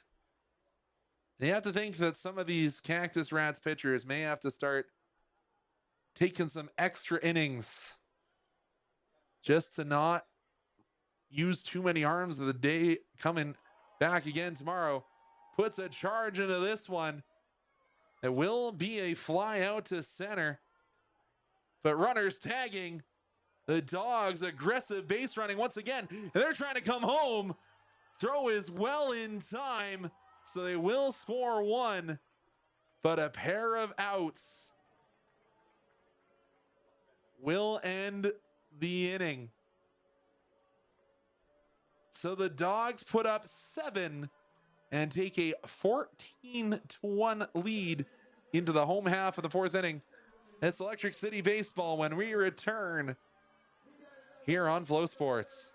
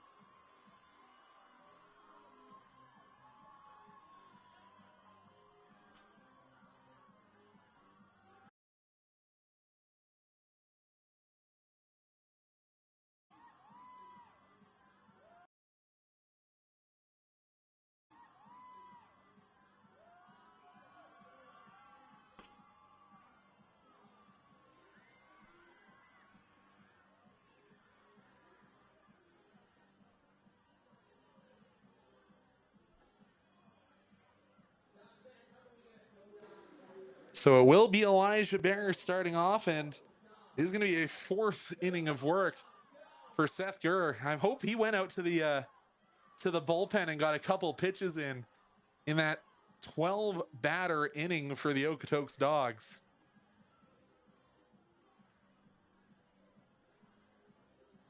(14-1) the Dawgs lead over Energy City, the Cactus Rats.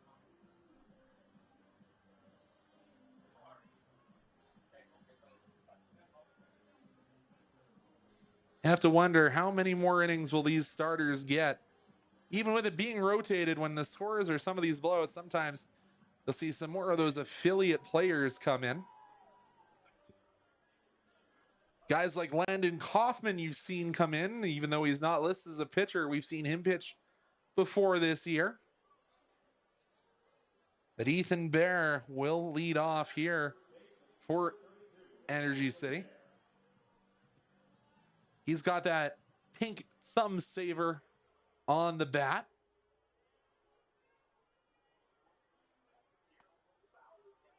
And we're nearly 2 hours into the game, working into the bottom of the fourth inning. So away we are here in Okotoks as the fourth inning turned into a bit of a hit around.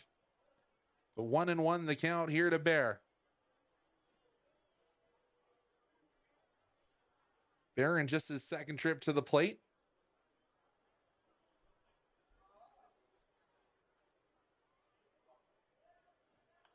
Bear grounded out into a 4-3 put out in his first trip to the dish, but he's behind 1-2 after that one goes foul.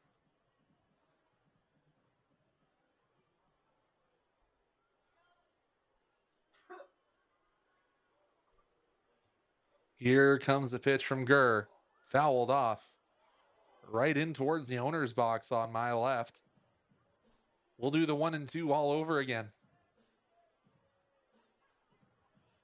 John Arcandia, the man who usually inhibits that box. Obviously, the name sponsor of the Arcandia Outdoor Performance Training Center here. And that one will be put into center field. Trying to charge his way in was Caden Williams. They had backed up all the way. So that one will find grass. And a leadoff single here for Energy City. Can't come back from a 13-run deficit in a single swing. So that small ball may be exactly what the doctor ordered.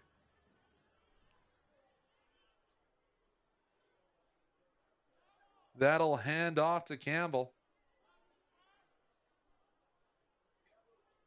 Campbell takes a called strike on the outside corner.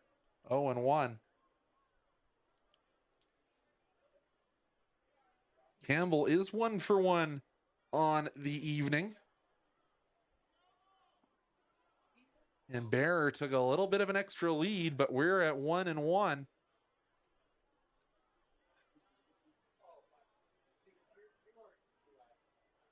Campbell singled to left in his first at bat. Gurr checks up at first, and Campbell tried to smack that ball to left field. Tried to get out ahead of it, but only fouls it off into the Okotoks skies. We go to 1-2. Can't see if the Dawgs have anybody warming. Yeah, they do not. Gonna let Gurr try and go as deep as he can with only 1-run ball here. Now it'll be golfed defensively as Gurr did induce the swing on a ball down low nearly in the dirt, but good job there by Campbell to stay alive.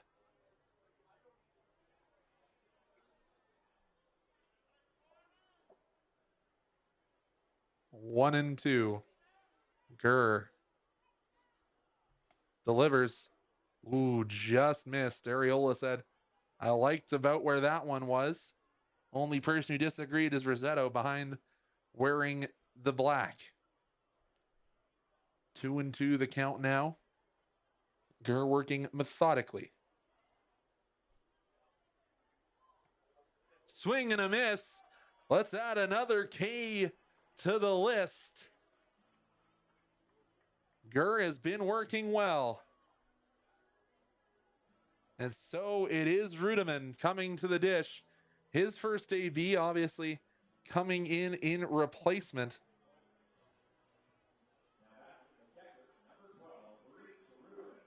Reese Rudeman, what can he do in his first AB? He came in as an injury replacement for Ferguson. Checks the swing. He did go. Good appeal there from Areola.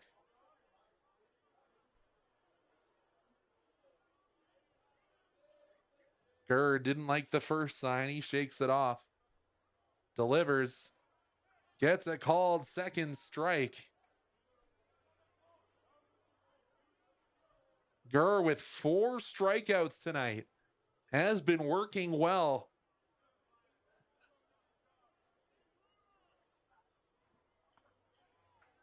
And freezes him. The Girthquake with his 5th strikeout of the evening. After allowing the leadoff single, has sat down 2 on strikes. That'll bring forth Max McCluskey. McCluskey, a hard out. 1 for 1 tonight, and he'll chop that one right up the middle. Hard play. In time. A great pick from the second baseman, Machi. An even better play from Connor Croson, and the Dawgs will head to the home half, the top of the 5th, with no runs getting on the board for Energy City. We'll return with the top half of the 5th shortly here on Flow Sports.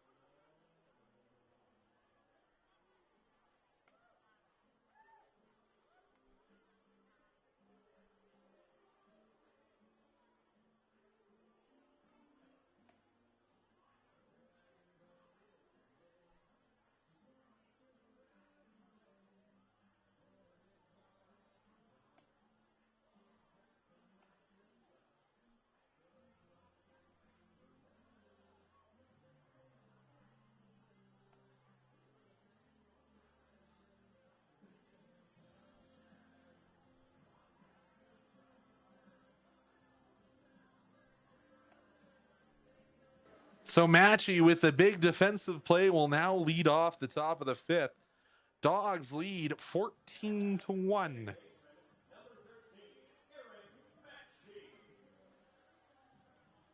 As we're almost into our second hour of baseball and less than halfway done.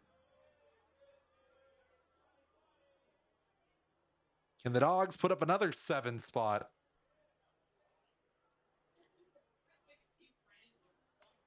Inside to Matchy, 1-0.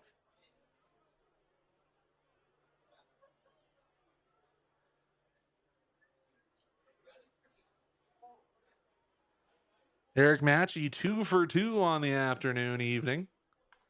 And puts a charge into that one, but it's going to be a looping long single into the glove of the left fielder, Elias Campbell.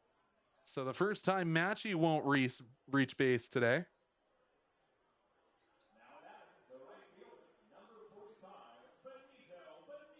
Benito Bonilla steps into the dish now. Bonilla, one of the few Dogs that's 0 for 2. Oh, swing and a miss at that one. But has reached on a walk and has scored a run today. But obviously would love to get above that good old 0.00. And that one just a bit high. Good stretch there from Ruderman to make sure that one didn't bounce off the head of Marcel Rossetto behind him. 1-1 with one away. Oh, and Bonilla wanted that one, got a piece of it, but not enough. We'll go to 1-2.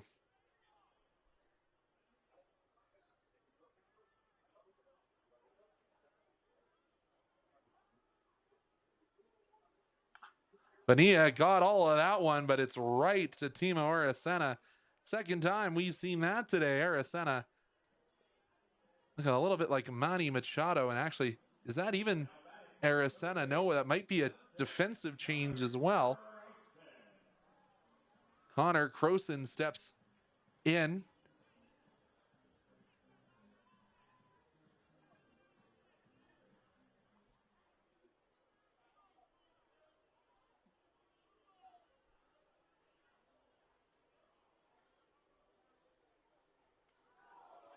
And they plunk Connor Croson.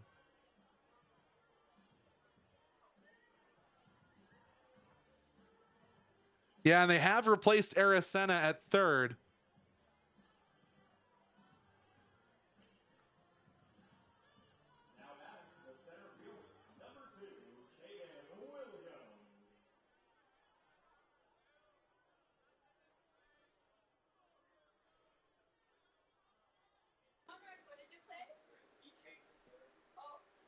Caden Williams at the dish.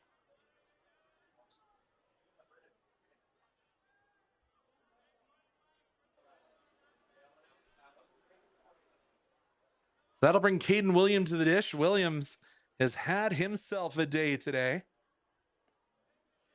That one well wide.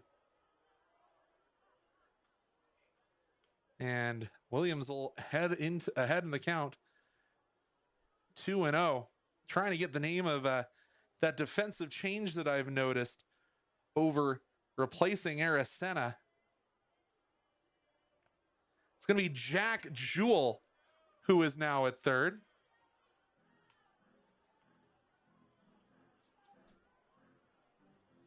He did have a gem of the catch there on the hard shot. Line would have been a line drive if it hadn't been for Jewell.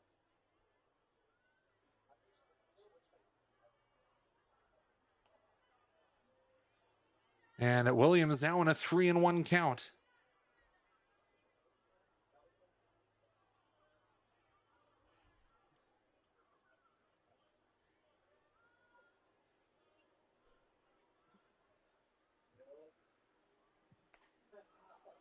And Williams will take a walk.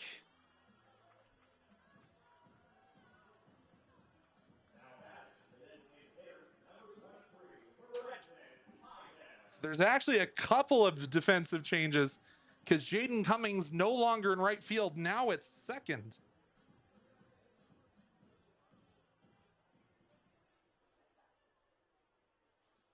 So I'm trying to get you the best information I can as a one-man crew.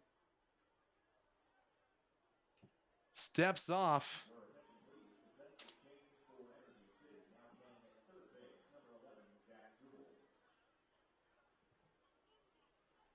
And it's Kenyon Sanders in right as well.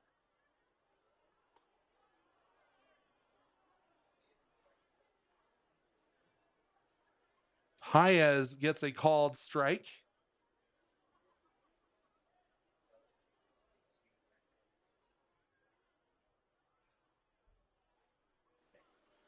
Pitcher will step off once again. So yeah, it's Jaden Cummings has moved from right to second base. And now Sanders out and right. Going to try and get you the most up-to-date positions we can.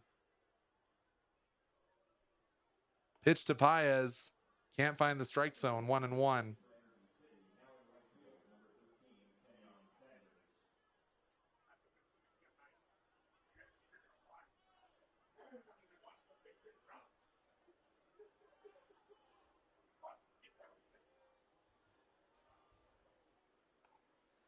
That one outside. Paez, the count 2-1.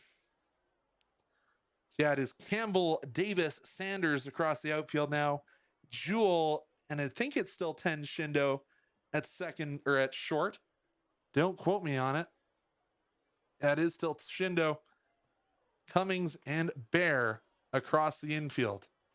A called ball to Paez, 3-1. Dawgs runners at second and first.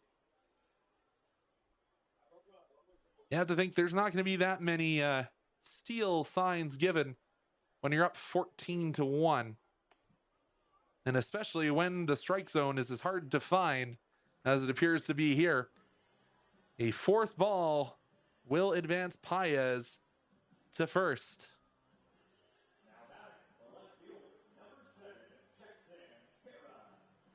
Jackson Farah will step to the plate.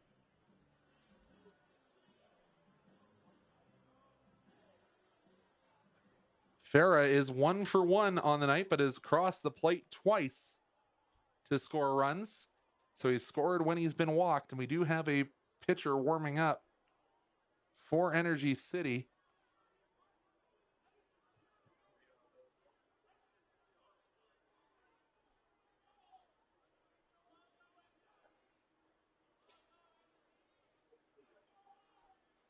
Looks like it's Derek Peterson warming.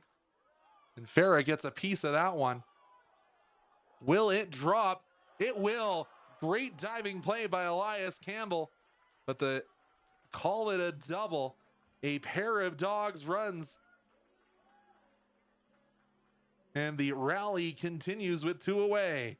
Great piece of hitting there from Farah.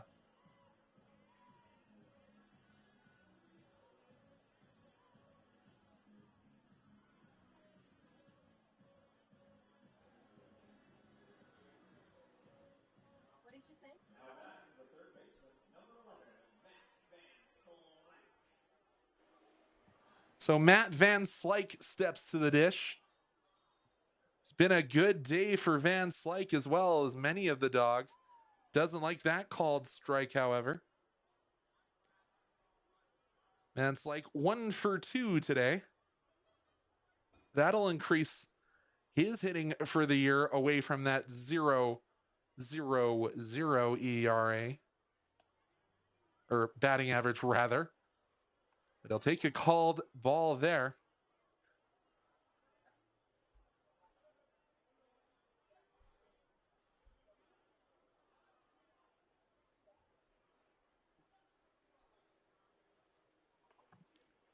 That one doesn't find the strike zone either.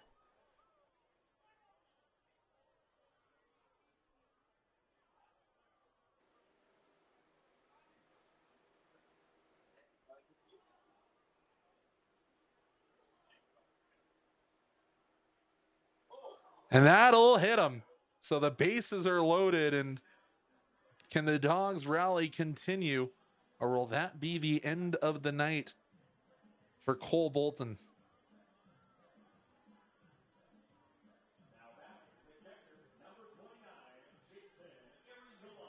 Jason Arriola comes to the dish.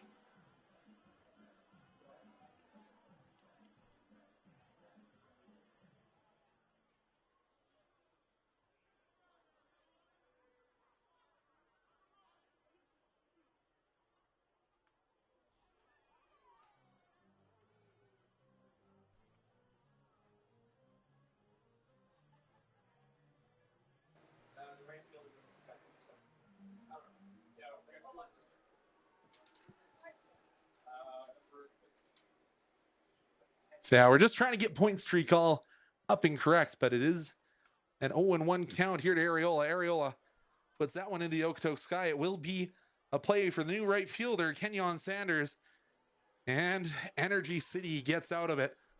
It's a bit of a blowout. Dogs have 16. Energy City only 1. We'll be back to return for the bottom half of the fifth when we're back here on FloSports.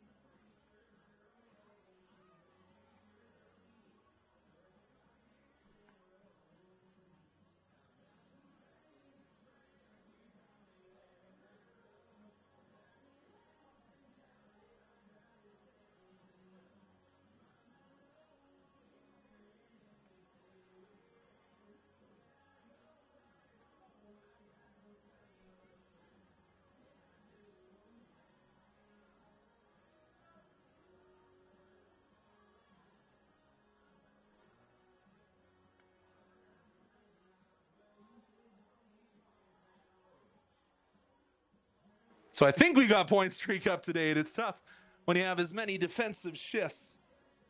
But it will be another inning of work here for the Girthquake Seth Gurr. No defensive changes for the Dogs. The opening it up for Energy City will be the shortstop, Ten Shindo. Shindo's second time to the dish. We've had some of the Dogs come to the dish 3 times already. It is the unorthodox Japanese style batting stance for Shindo. He'll take a called strike, however. Shindo with that, I'm calling it more Ichiro than anything batting style. Takes another called strike. Gurr has been working quickly and effectively here for the Dawgs. The Dawgs did have a pair of guys starting to throw the football around, so I don't know, maybe they're going to be pitching in the cages, but good hit there. As I said, it's very Ichiro-esque. Just a simple swat get on base. Maybe more Munenori Kawasaki for the Blue Jays fans in attendance.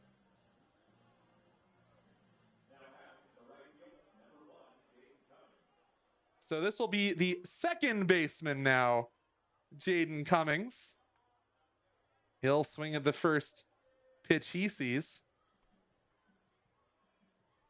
Yeah, started the day in right field, but is now out in that second baseman spot.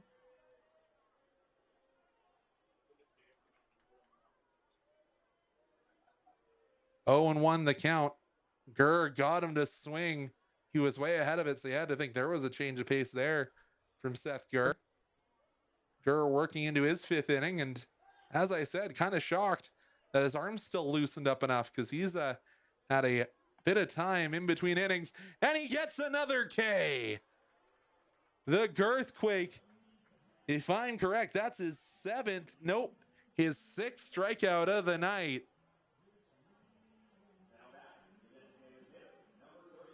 So we'll go back to the top of the order for Energy City with De La Garza coming in. Gurr checking up on the runner at first.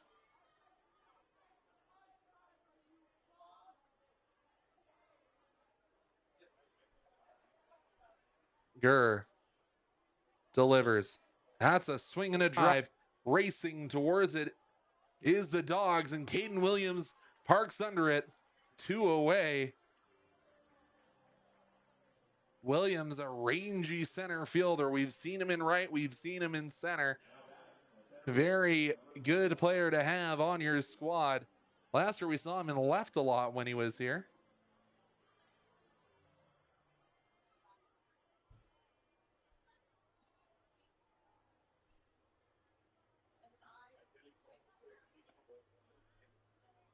In at the dish now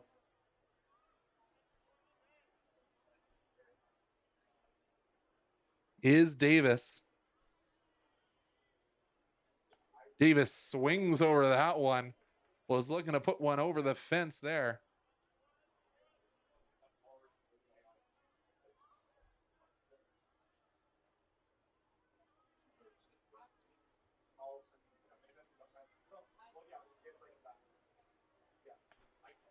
Outside. 2-1 the count. Here in the bottom of the 5th inning, the Dawgs with a healthy lead, 16-1 over the hometown Energy City Cactus Rats. Matchy knocks that one down, but can't close the glove to snow cone that one. Gonna rule it a hit. Now there are Cactus Rats on first and second with 2 away. So this will be coming to the dish. Is this another change?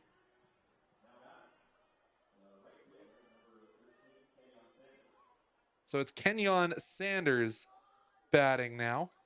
His first AB of the night. Takes a called strike.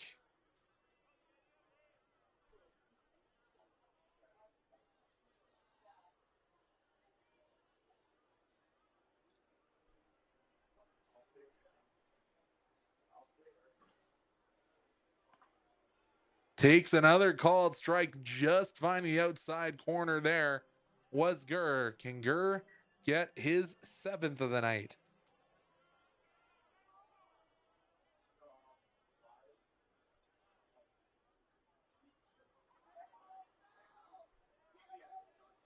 0-2. This one will be put into center field. Will it be Williams or it will? Williams drags that one down in front of Benito Bonilla. And the Dawgs keep a 0 on the scoreboard. They lead by a score of 16-1. We'll be back when we return here on Energy City Baseball. Brought to you here on Flow Sports.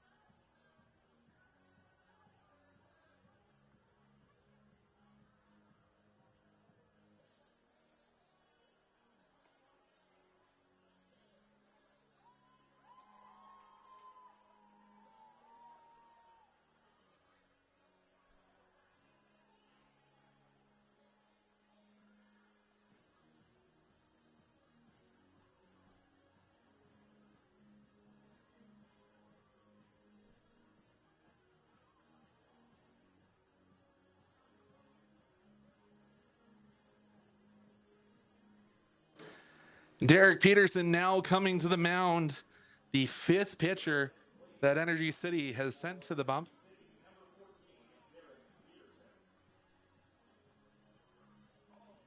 The Victoria, British Columbia native attending Montreat College, 6'4" righty.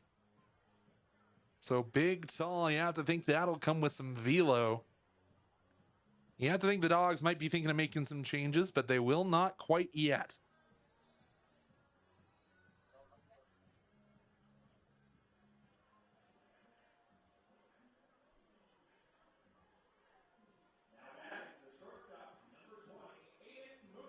So it is Aiden Munoz. So we're back to the top of the Dawgs order to start the 6th. We had Ricky Sanchez lead off 5 separate innings once this season. This will be Munoz's 3rd time leading off an inning. Munoz fouls it off onto the berm. Oh, actually it hit an empty seat. So 0-1 the count to Munoz.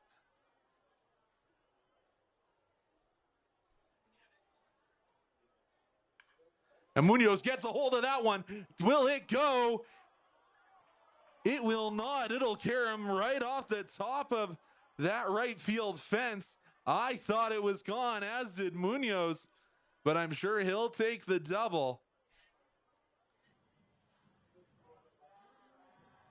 I was all ready to hit the home run highlight button, and I think Munoz, if he had known that one was going to carry him off the top of the wall, he might have dug a little bit harder to try and get to third.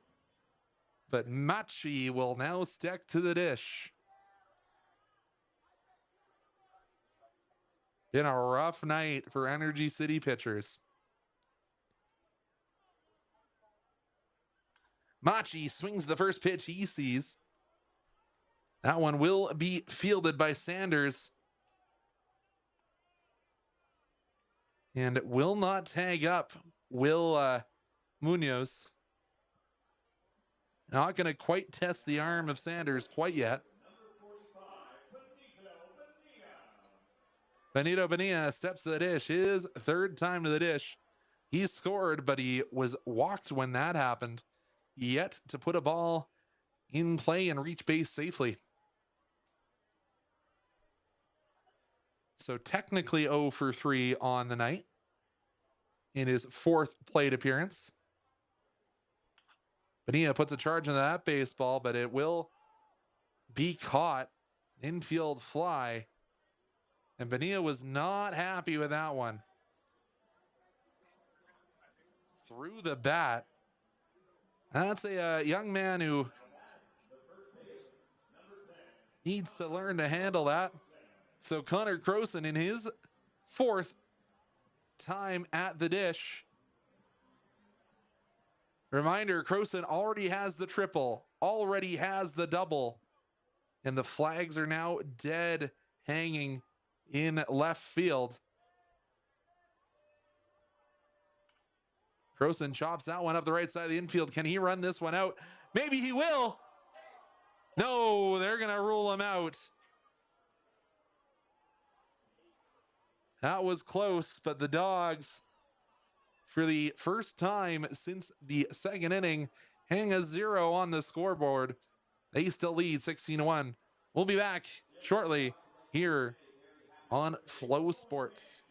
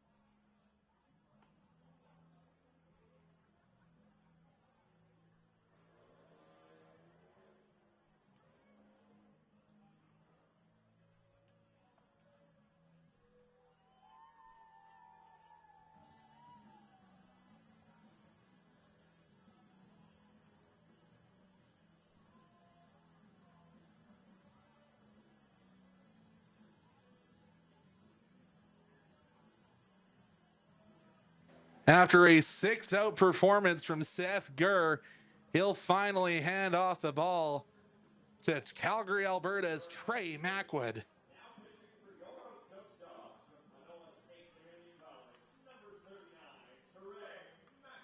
Macwood, one of those Dawgs Academy pitchers, and the chance to throw to Areola here. 2025 with Panola College. He only played in 5 games, gotten 4.1 innings pitched, 4 Ks for the Calgary, Alberta native.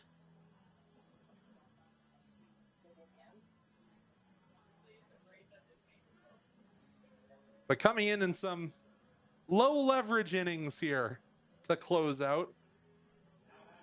Knowing Lou, it might be the 1-1-1 for the pitchers for the rest of the afternoon or evening.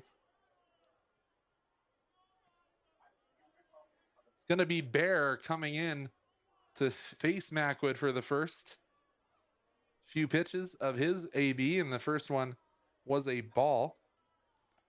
Macwood outside once again needs to get tuned in here in his first inning here of the evening.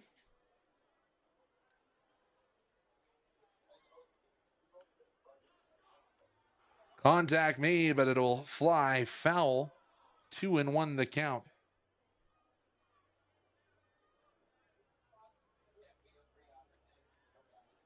Macwood 6'1", and thus far on the season does have a loss on his record in 4.1 innings pitched.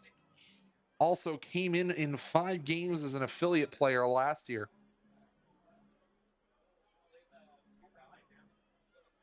Has struck out 3 so far in his 4 appearances. Early season ERA inflation up at 6.23 for Macwood. That one fouled off. Let's go to 2-2 all over again. In his 5 games played last year, Macwood had an ERA of 3.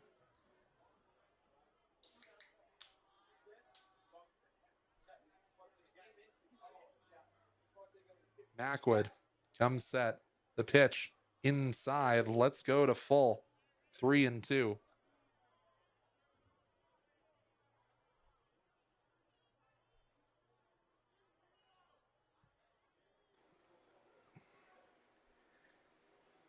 Macwood's offering swing and a miss, and Macwood picks up where Gurr left off. 7 Ks on the night for Dawgs pitchers.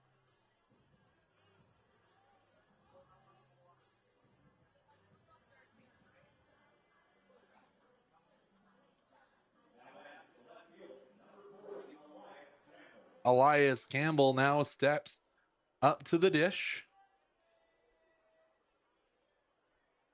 One of the Cactus Rats who hasn't been substituted out tonight.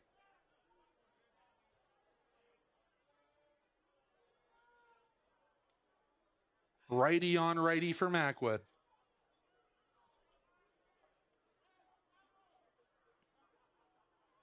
Well outside, once again, Ariola couldn't snag that one.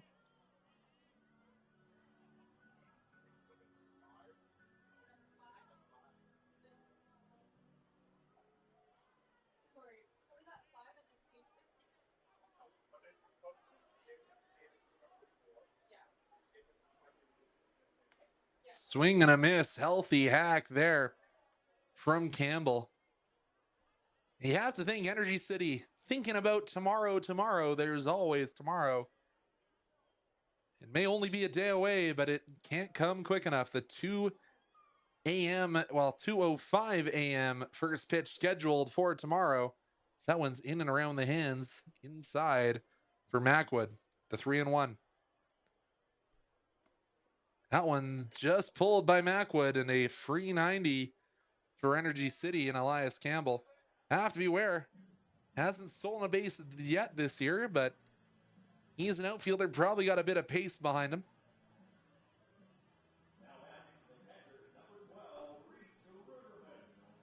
Ruderman's second plate appearance of the evening now.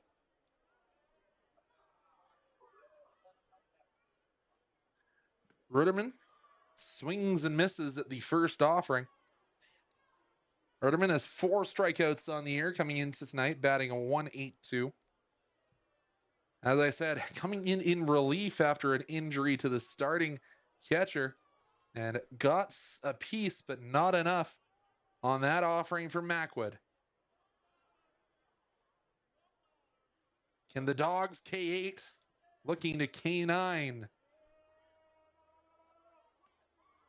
That one well outside.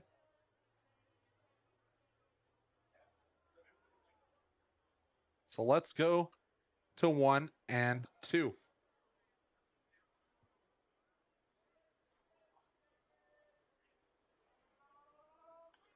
Macwood gets some contact, so Ruderman trying to stay alive. Just sped his hands up, kept that bat through the zone, and just made some sort of contact. Those brand new sparkly blue helmets. Macwood's offering. That'll get through the wickets on Ariola. That'll advance the runner from first. That was looking like me playing street hockey out there.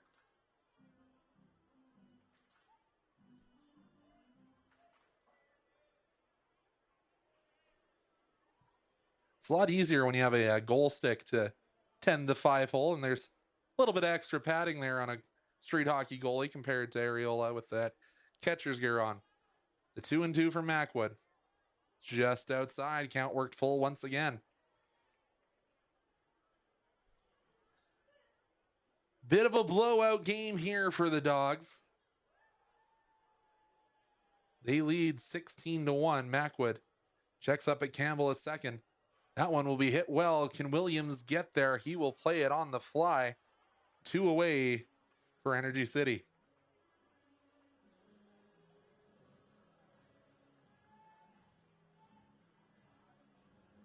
I do believe this is the first AB for Jack Jewell.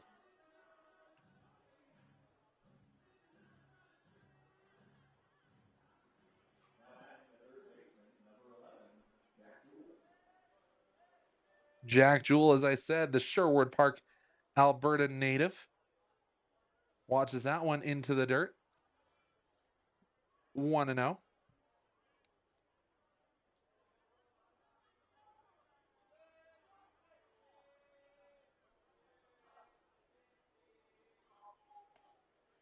Another one outside and wide.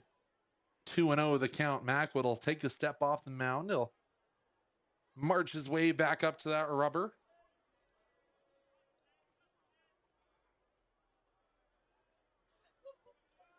2-0 the count with 2 away. Well, he yanked the previous two into the dirt, and this one up high in the Okotoks sky. 3-0 the count for Jewel.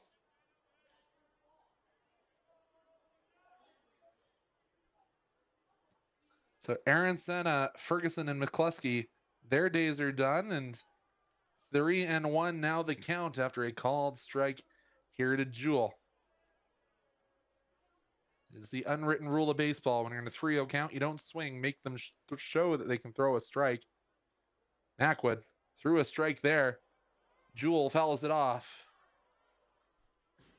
Areola watches that one bounce off the roof of Siemens Stadium. And once again, tell me if you heard this one before, the count is full.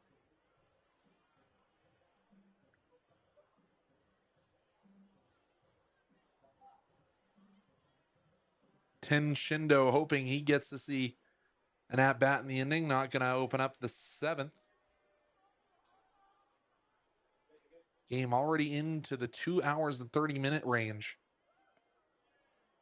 That's going to be a walk. Just missed the bottom of the strike zone, did Trey Mackwood.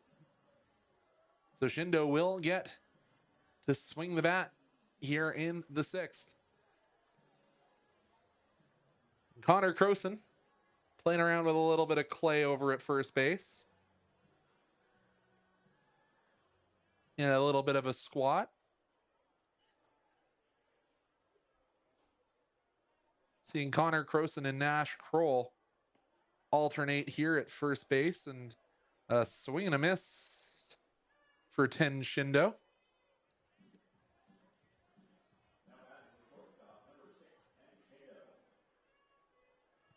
Shindo with that full front leg guard and that very upright Japanese, almost slap butt batting stance. Swings in that one, and that one gets out of here in a hurry. 0-2 for Shindo.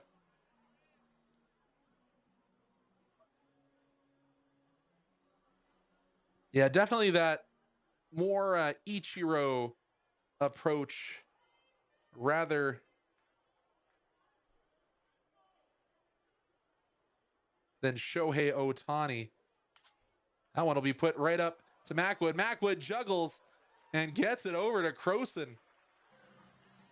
Unconventional by Mackwood, but that will be all she wrote for the 6th inning. No score for Energy City. 16-1. We'll be back when we return here on Flow Sports.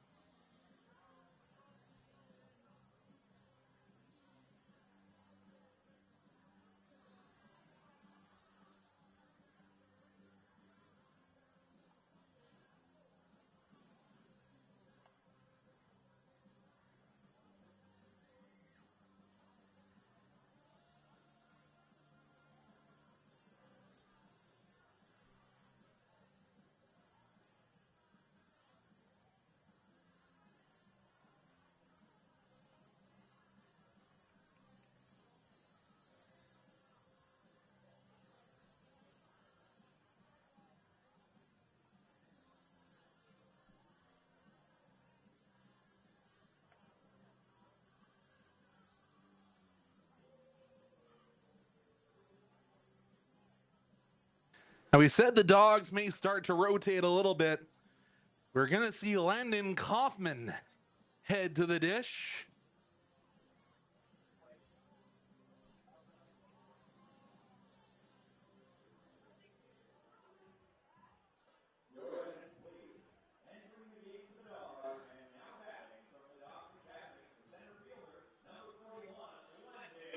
So Landon Kaufman won't go to the mound. Instead, he'll be out in center field replacing Caden Williams. As I said, yes, we've seen him pitch this year.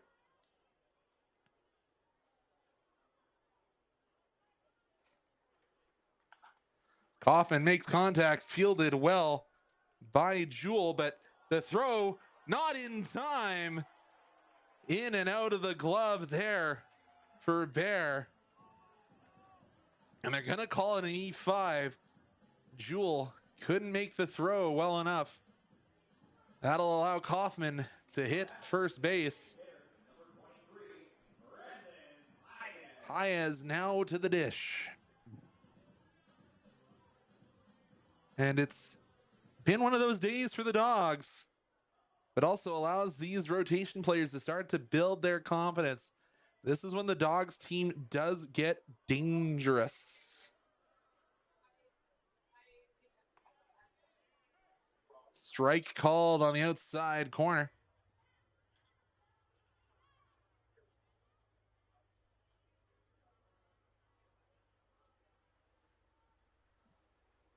Paez going to try and advance the young Landon Kaufman. Swings and misses at that one.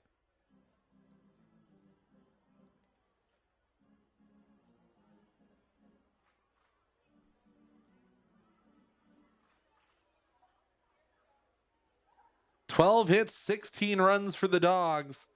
1 run on 6 hits for Energy City. And a pair of errors also for the Cactus Rats. 0-2 to Paez. Paez swings at the high heat. He'll go down. 1 away.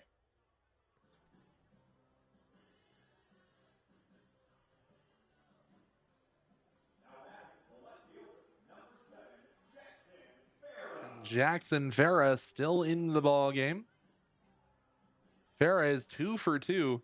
This is his 4th plate appearance, so that means he's drawn a couple, or drawn a walk, and I think was hit by pitch, if my brain's correct. Don't have a official scorebook with me today.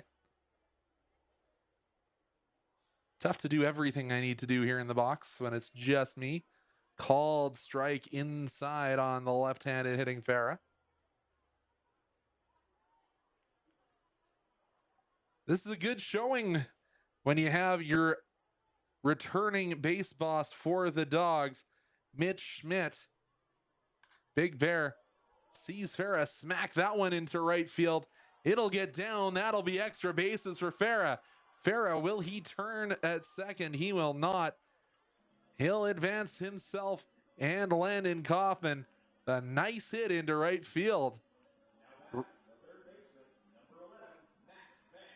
So Matt Van Slyke comes to the dish. Dawgs have a pair of runners in scoring position. Said it a couple times that the Dawgs needed to score with runners in, or needed to hit the ball more with runners in scoring position, and have not been bad at that today by any stretch of the imagination. They've also had a couple runs walked in. Good hit there by Van Slyke. It is snagged down, but that will score 1. Call it an RBI for Matt Van Slyke. 17 for the Dawgs.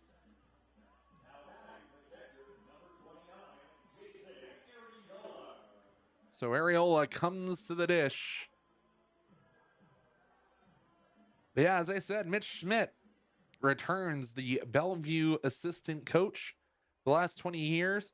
Assistant Coach of the Year award in 2019. So good to see Mitch returning here to Okotoks. As we said, missed a couple of years due to some health concerns. So good to see the Big Bear there, and that allows Lou Pote to go out and handle some of the coaching on the bags. Of course, they're co-managing this year. Not often you see a manager, when he wins championships, agree to co-manage, but speaks to the pedigree of this program when you can have your co-manager as a World Series winning pitcher, and then Mitch Schmidt with his numerous All-Americans and coaching awards. Areola, good eye, takes his second ball of the AB.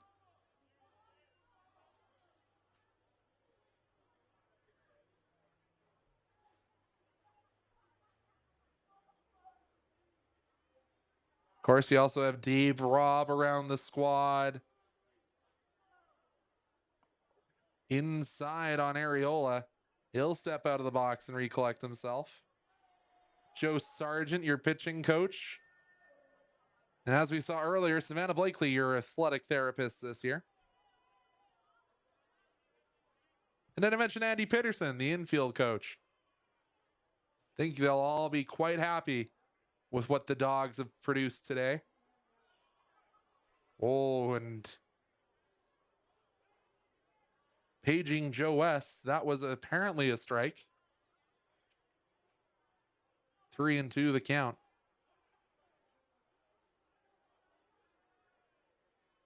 Three and two. Areola swings that one. Will it get onto the berm? It will. We'll go to the full count once again.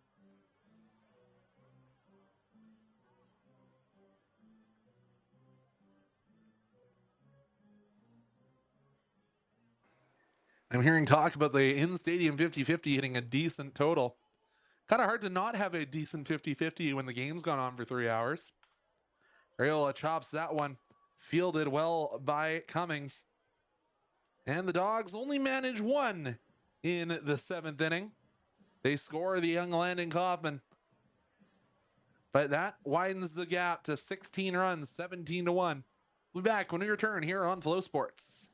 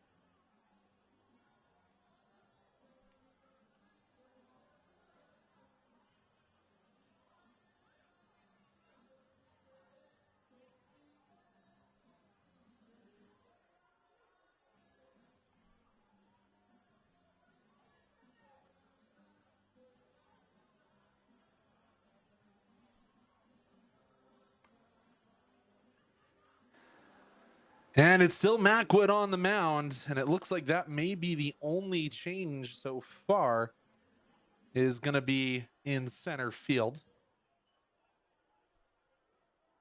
for Landon Kaufman. So it's Jaden Cummings. As I said, started the game out, and right now it's second base.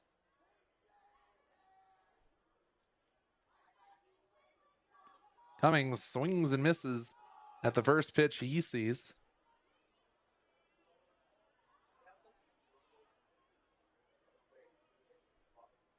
Macwood works quickly. Cummings hits that one, but a great snag by Van Slyke. Van Slyke playing the hot corner well and puts one away.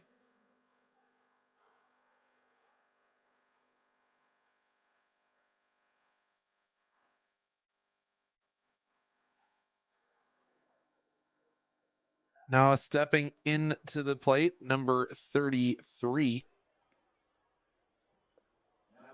That's De La Garza. He'll take the first pitch, a called ball. That one will put almost straight up. Will it stay in field? No, it'll rumble off the top of the stadium. So let's go to 1-1 with one away for the DH De La Garza. De La Garza 0 for 3 with one strikeout today. 1-1 offering. Del Garza smokes that one past Croson. He gets his first hit of the evening.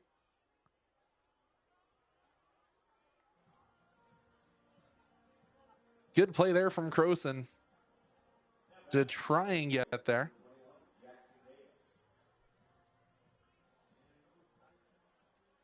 Center fielder Jackson Davis hasn't been replaced yet. He'll be in. And that almost looked like a bit of almost a pitch out. 1 ball. Probably just a 12-6 change that marking on the clock. Fastball inside. That'll back you off. 2-0.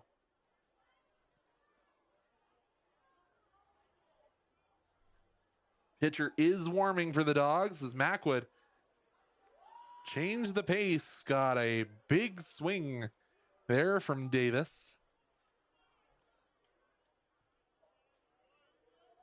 Davis 1 for 3 on the evening as the skies darken out here in Okotoks, and Mackwood paints the outside corner. 2-2. Hang it in the Louvre.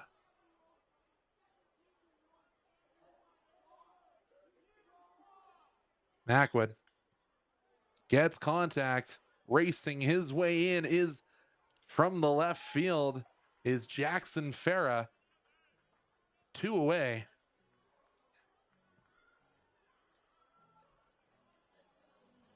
Cactus Rats stranding another one at first thus far. But Sanders comes to the dish now.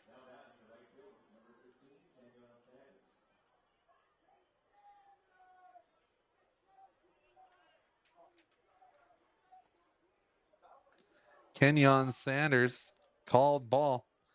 Sanders came in the 5th inning to play a right field.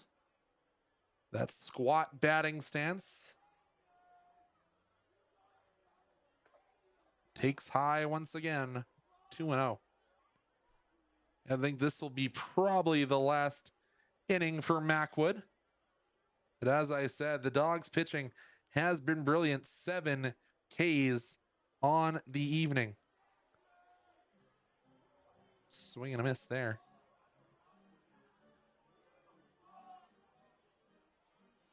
Rather fouled off.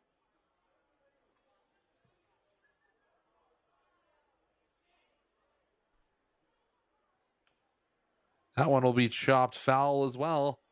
That'll bring it to 2-2.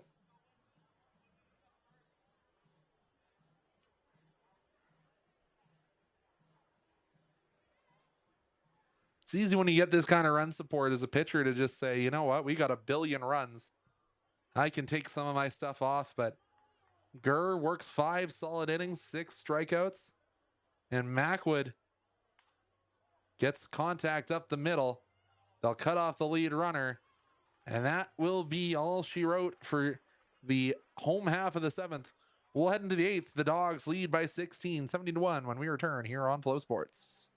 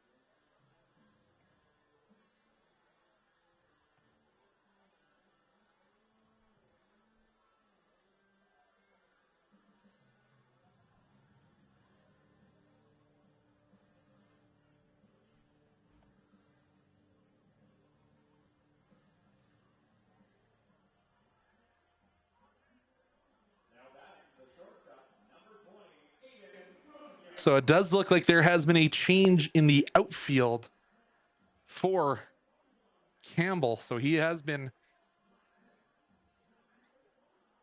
taken out, trying to find the number of who replaced him. So it looks like it's Cooper Davis out in left. It's Aiden Munoz at the dish. The leadoff man once again gets the leadoff for the Dawgs.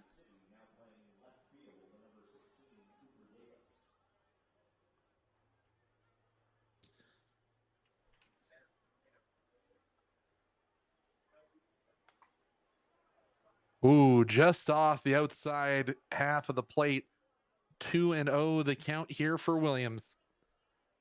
Fans, remember, we got the same matchup tomorrow, but not at the same time. It's a 2:05 first pitch. Same story. Electric City is the home team once again. So if you have a Dawgs season ticket package, you will need to purchase tickets either online or at the Dawgs front office. But a great way to send a Sunday afternoon here at the ballpark. And if you want to see how the Cactus Rats respond, is that one's going to be lined over the first baseman's head. A leadoff single here for Munoz.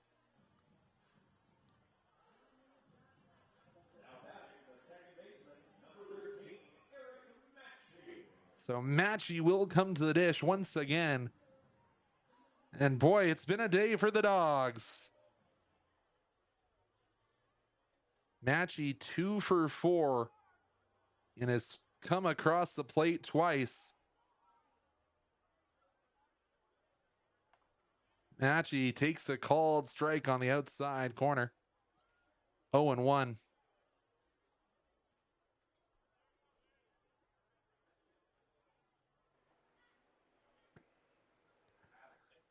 The 0-1 to Matchy. Swung on, and that's going to be another single.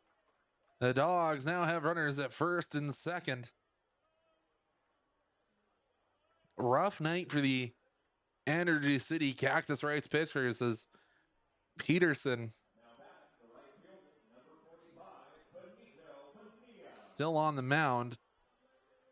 And I'm kind of shocked to see Benito still in the game. But again, he's one of those younger guys still getting a chance to prove himself. Even though he's had, in terms of the Dawgs hitters, maybe one of the rougher days. He's 0 for 4. That one will get away. And everyone in the press box is saying, run.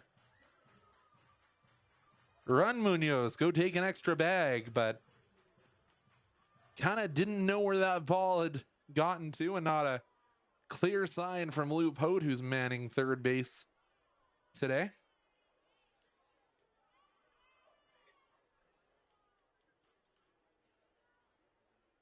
Of course, Bonilla has scored a run today after he worked a walk earlier on.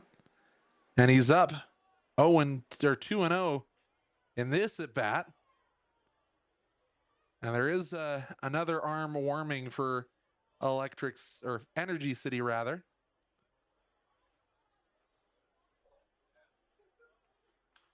Oh, and speaking of electric, that'll be another single. Stop sign not given. Play is at the plate, not in time. And Munoz will score on the first hit of the evening for Benito Bonilla.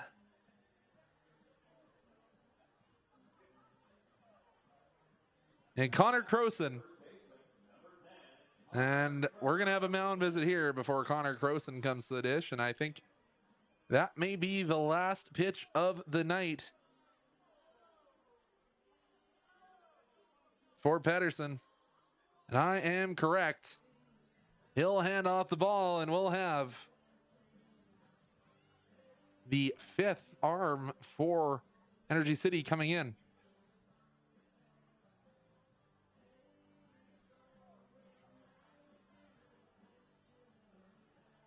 Did not see the number as he was warming up.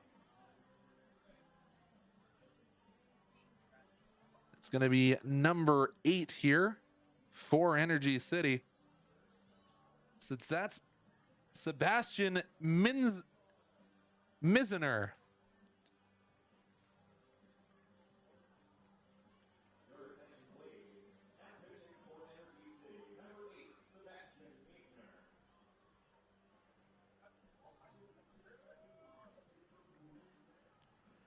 So I believe it's Mizener, but we'll see what stuff he's got. And, you know, sometimes in the WCBL, you'll say sometimes pitchers just have to wear it. But Energy City not believing in that. They've actually allowed some of their pitchers to rotate through and not get dinged up too badly. But we'll return here shortly on the Energy City broadcast here from the home of the Okotoks Dawgs on Flow Sports.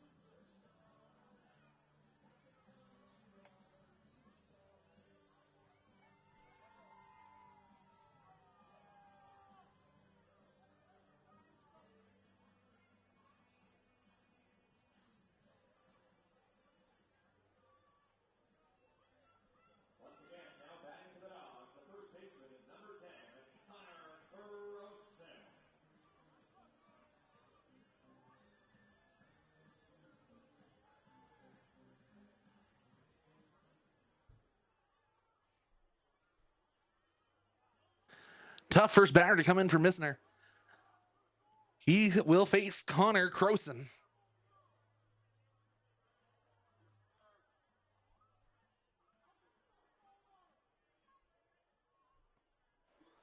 First pitch for Misner, down in the dirt. Croson, no swing, 1-0 the count. So Connor is just hoping the Dawgs can hit around.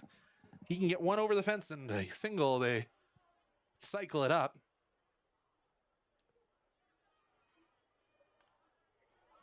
Ooh.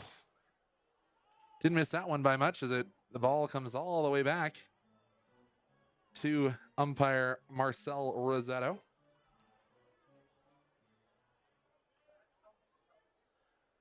One and one the count to Connor Croson.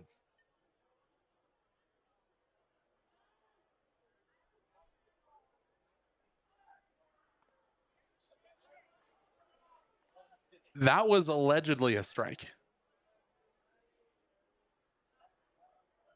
Maybe expanding the strike zone a little is Rosetto.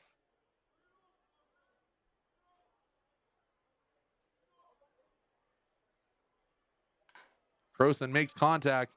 Could be a double play ball if it wasn't off the heel of the glove. I think that might have been a playable ball, but Croson will take what is going to be ruled as a hit. So that'll bring forth Landon Kaufman back to the dish. An opportunity for a young man to make a statement here.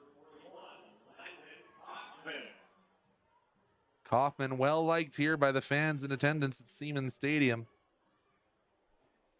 We'll have to see if Kaufman has something special to write for his story, the young man attending University of Portland. That one, hot shot to third, and his foot was off the bag, was off the plate rather at home. Dawgs will score another run. Throw pulled the catcher off the bag. An E5 allows Kaufman to score. Well, to run in the RBI rather. Let's make it 19 for your Dawgs. Now batting the designated hitter, number 23, Brandon Paez. Brandon Paez coming to the dish.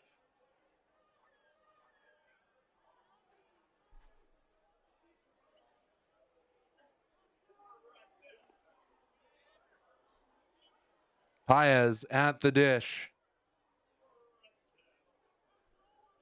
And boy, oh boy, has this been a night for the Dawgs, as they are nearly at 20 runs scored.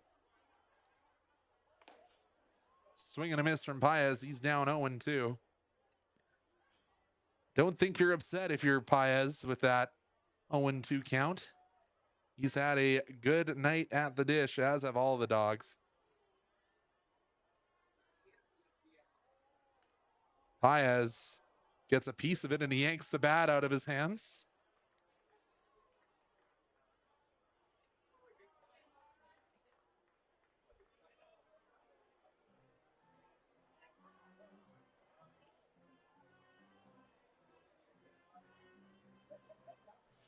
Paez will get a little bit more of the sticky stuff onto his bat.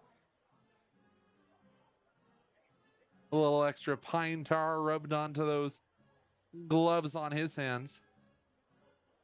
Yeah, he was one of the guys who answered our trivia or our survey. They had rather play the field with a catcher's mitts rather than bat barehanded, I do believe. Montreal, Quebec native Paez down 0-2. Puts a charge into that one. Does it have enough or will it stay in the ballpark? It will, but that will be an RBI. Tagging from third and crossing the plate. We have 20, folks.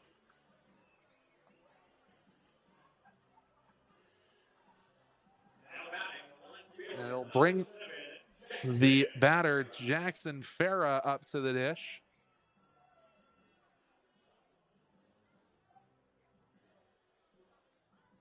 And boy, oh boy, it's one of those nights that you don't forget as a commentator.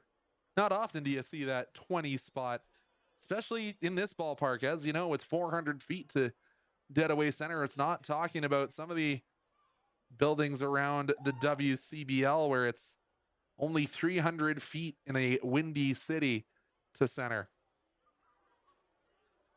Jackson Farah to the dish. He's 3 for 3 on the evening. He's also walked. Oh, hot shot. Not fielded.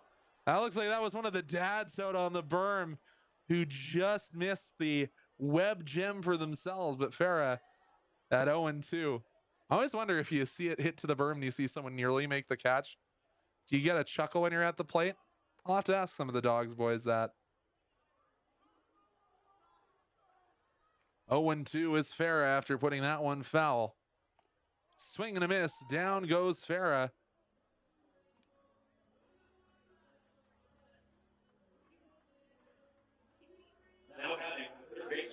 So that'll bring Matt Van Slyke to the dish.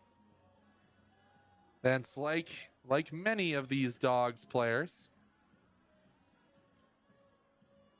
coming to the dish for their 4th or 5th times on the evening.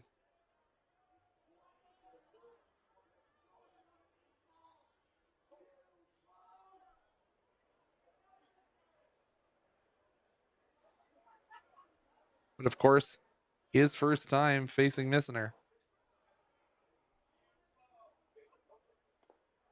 Into the dirt. 1-0. I do have a correction. It is Misner. Minzer.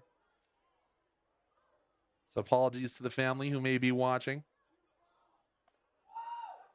Called strike on the outside corner, and don't think you're going to see many arguments from Van Slyke.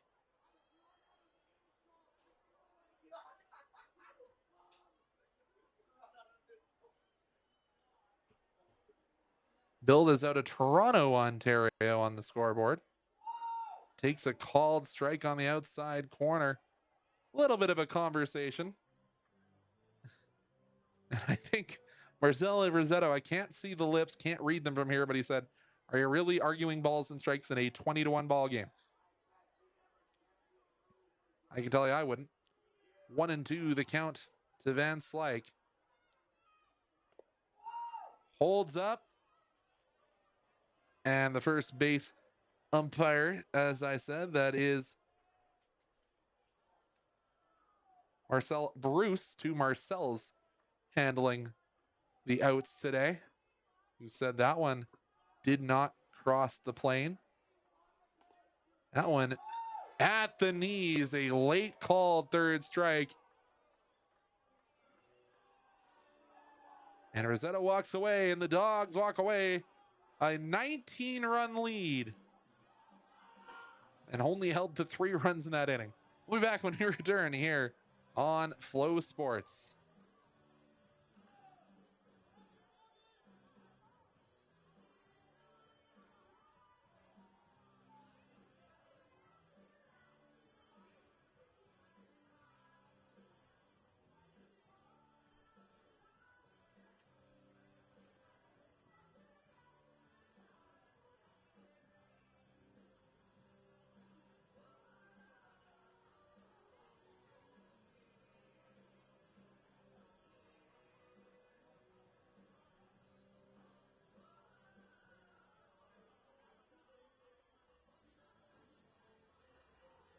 Fans, your attention, please. Entering the game, now pitching for your Okotoks Dawgs from Pittsburgh State University, number 8, Ricardo Sanchez.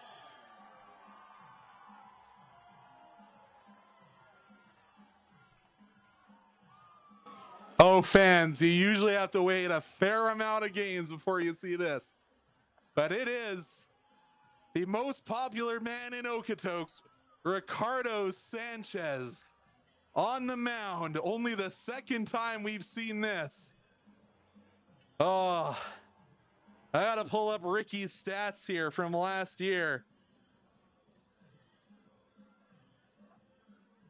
Oh, it's always a good day when you can see Ricky Sanchez on the mound.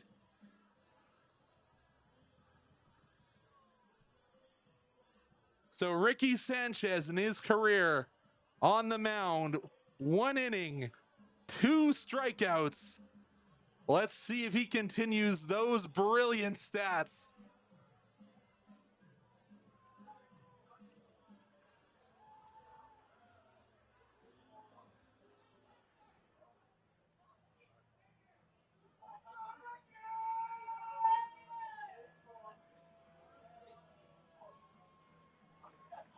And I think Ariola's just saying, do you have an off-speed pitch?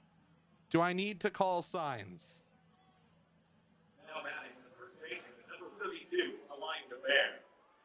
So just trying to see. I know Ricky did answer. Let's see what he officially declared as his pitches.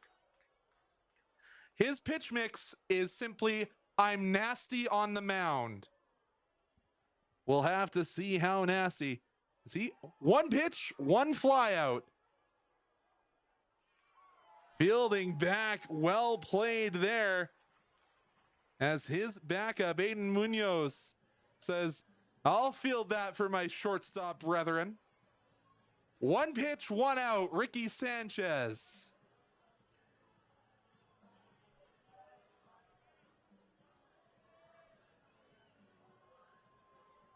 Your attention, please. Now batting number 16, Cooper Davis. So Cooper Davis now at the dish. We noticed that he was out in left field. What does he have for the nasty stuff from Ricky Sanchez? First pitch of all.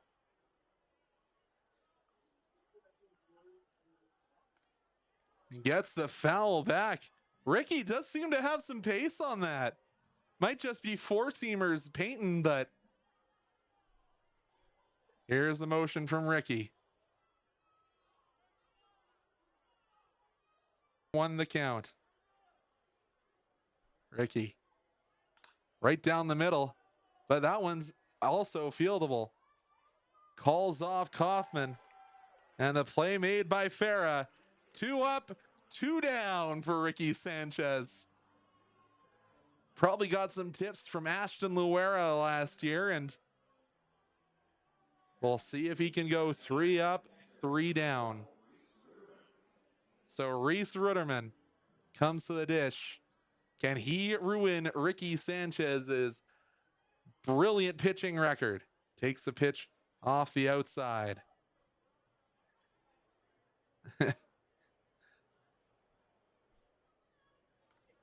Gets a foul off the end of the bat. 1-1. Ricky looking almost over to Connor Croson. You have to think he might be handed the ball for the 9th inning.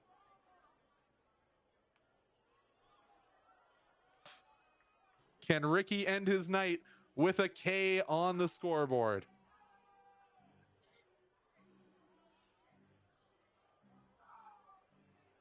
One and two, the count to Rudderman.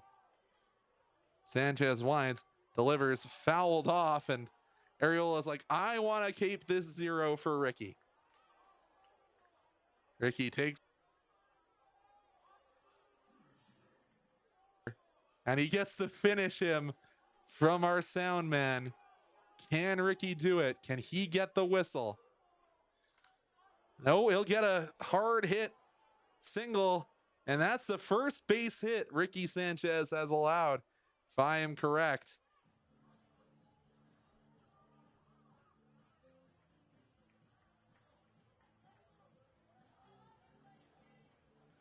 So his perfect pitching career blemished.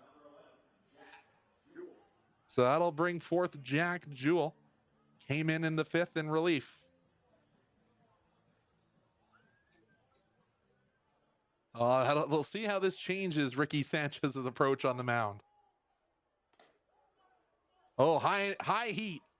Trying to back him off the plate.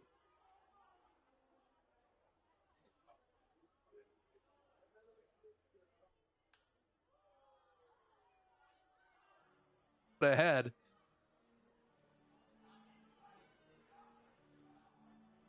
One and two the count, as we mentioned.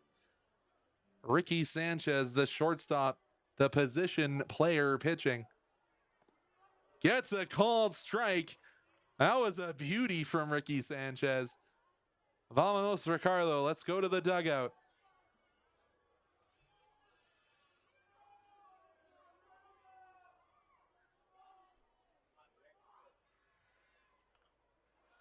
Fouled off.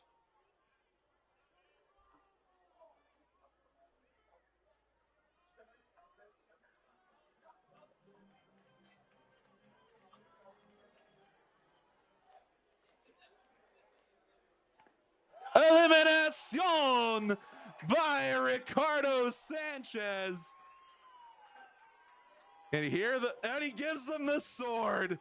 Ricky Sanchez gets out of the inning, maintains his perfect 0 ERA, and we'll head to the top of the 9th when we return here on Energy City Dawgs Baseball when we return.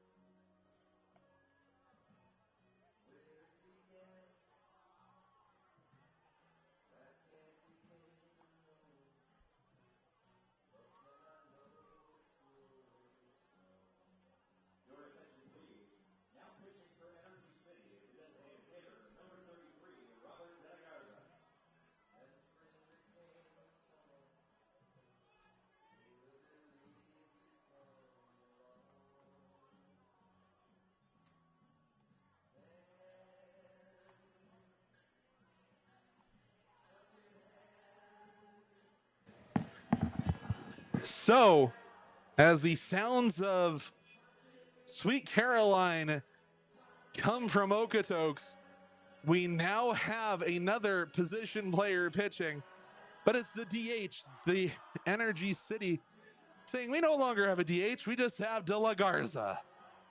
So he'll get to pitch, and for the Dawgs, it's going to be pitcher Chase Tucker coming to the dish.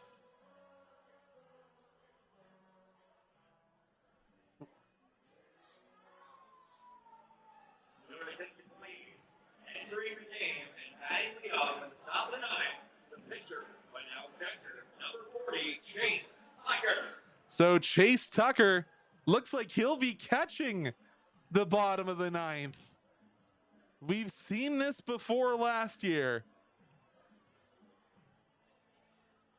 Can Chase Tucker heave away? Tucker takes the first pitch he sees, a called strike from De La Garza. So it's the position player pitching to a pitcher at the plate. Fans, this is baseball when it gets a little wonky and out of hand. Oh, Tucker wanted that one. Pushes it off into the bullpen. And Tucker got the full arm sleeve. He's got the ankle wrapped up.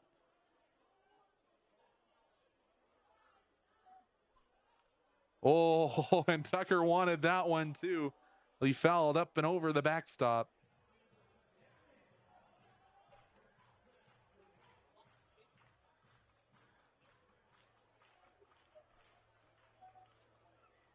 Tucker, the 1-2, chops that one foul, staying alive.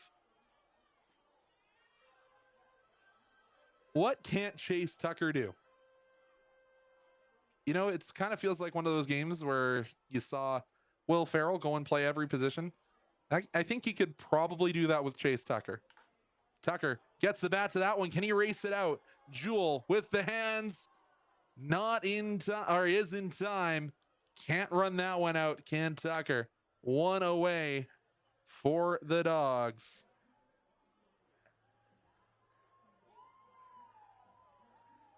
Looks like he was using Eric Matchey's bat. But it will be Munoz coming up after that.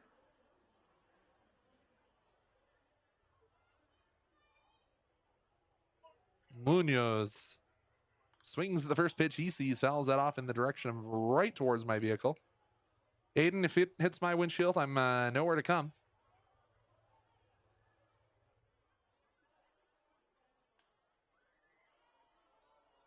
Will that one stay in the ballpark or will it float just foul? It will. Good chase there from the third baseman, Jewell. You know what? The stuff from De La Garza hasn't been bad either. And I do have to wonder, is Connor Croson out warming up? Because the whole bullpen has come in. Oh. Sounded like it might have been a broken bat, but it will be covered by De La Garza. 2 away for the Dawgs.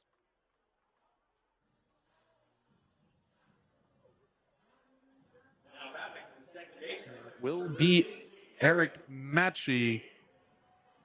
Potentially the last Dawgs batter to come to the plate. And of note, 20 runs, no home runs scored by the Dawgs today. 20 runs of small ball. They're calling that one a strike. Okay. Sure. But 20 runs, none have left the ballpark, folks. And Matchey trying to make me eat my words, trying to put that one into space.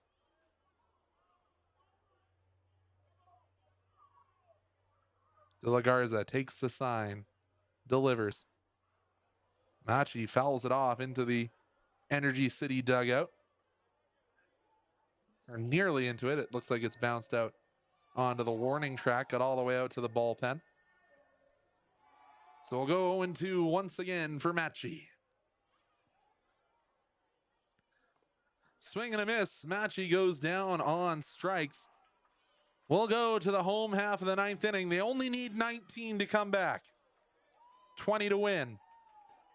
Let's see what Energy City can muster here.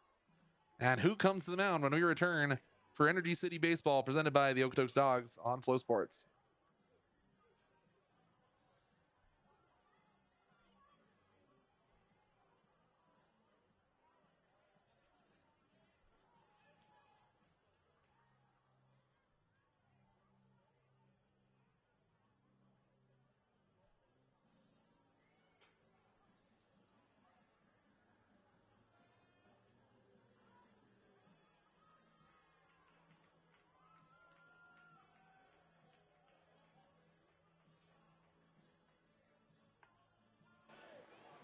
And I said we may see it, folks. On the mound for your Okotoks Dawgs. It's time for a little show. The Crow Show. Connor Croson on the mound. And a new catcher as well.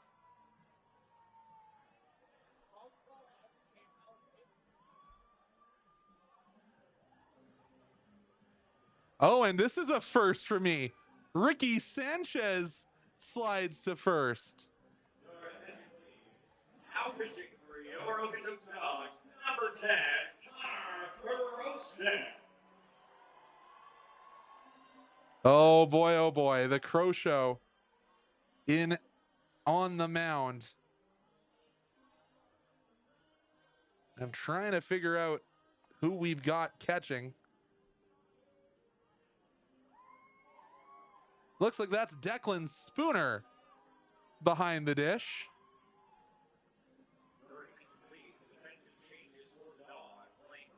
Number 8, Ricardo Sanchez. And catching number 40, Chase Tucker. No, it is Tucker behind the dish. Tough to see those digits. Fouled off, and good hustle from Chase Tucker.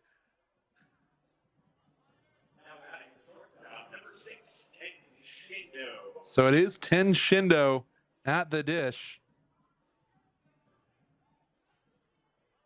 Croson ahead, 1-0. The off speed, that rainbow 10-6. Oh, and I told Connor I would do this if he got into pitch. Shindo fouls that one off. When we asked Connor Croson who's the greatest of all time of baseball, he said Graham Brunner. And his pitches mix is 69 with cut and sink. Oh, and he shakes off the first two calls. Oh, missed with that 69 with cut and sink, to quote Connor Croson.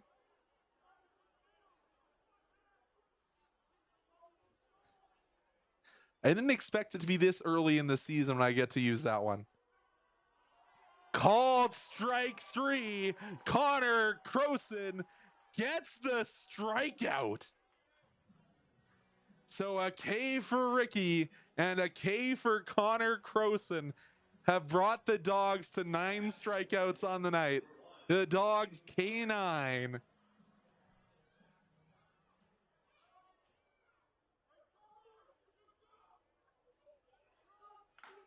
Croson gets contact. That's going to be a bloop single. Maybe digging for more. Play comes to second. The throw not in time. So Energy City managing to ding up the...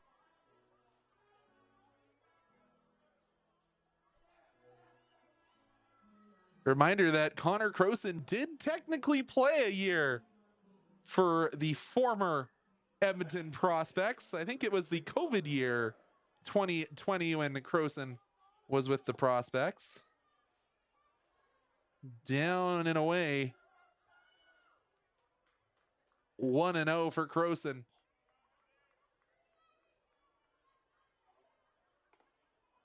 That one missed high. Tightening the strike zone on a position player pitching is Rossetto. 0-2 the count. Croson just goes down Main Street, backing up, making the play for the Dawgs was Benito Bonilla. Runner will tag up and advance to third, but 2 away. Energy City potentially down to their last out. They need 19 runs to tie. Jackson Davis steps into the box. Croson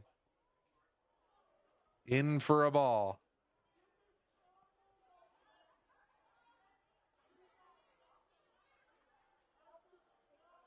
Croson likes the first signal.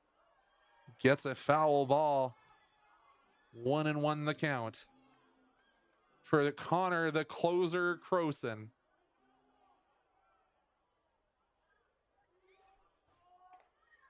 Misses high. 2-1. Does have one strikeout on the night, does Connor Croson. High and outside, 3-1.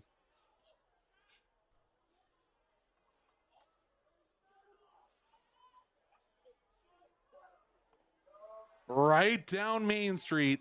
Full count here for Energy City. Croson gets the finish him treatment.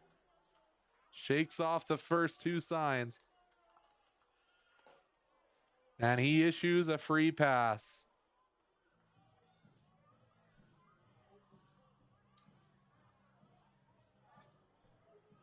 Now batting the right field, number 13, Kenyon Sanders. Now Kenyon Sanders steps to the dish.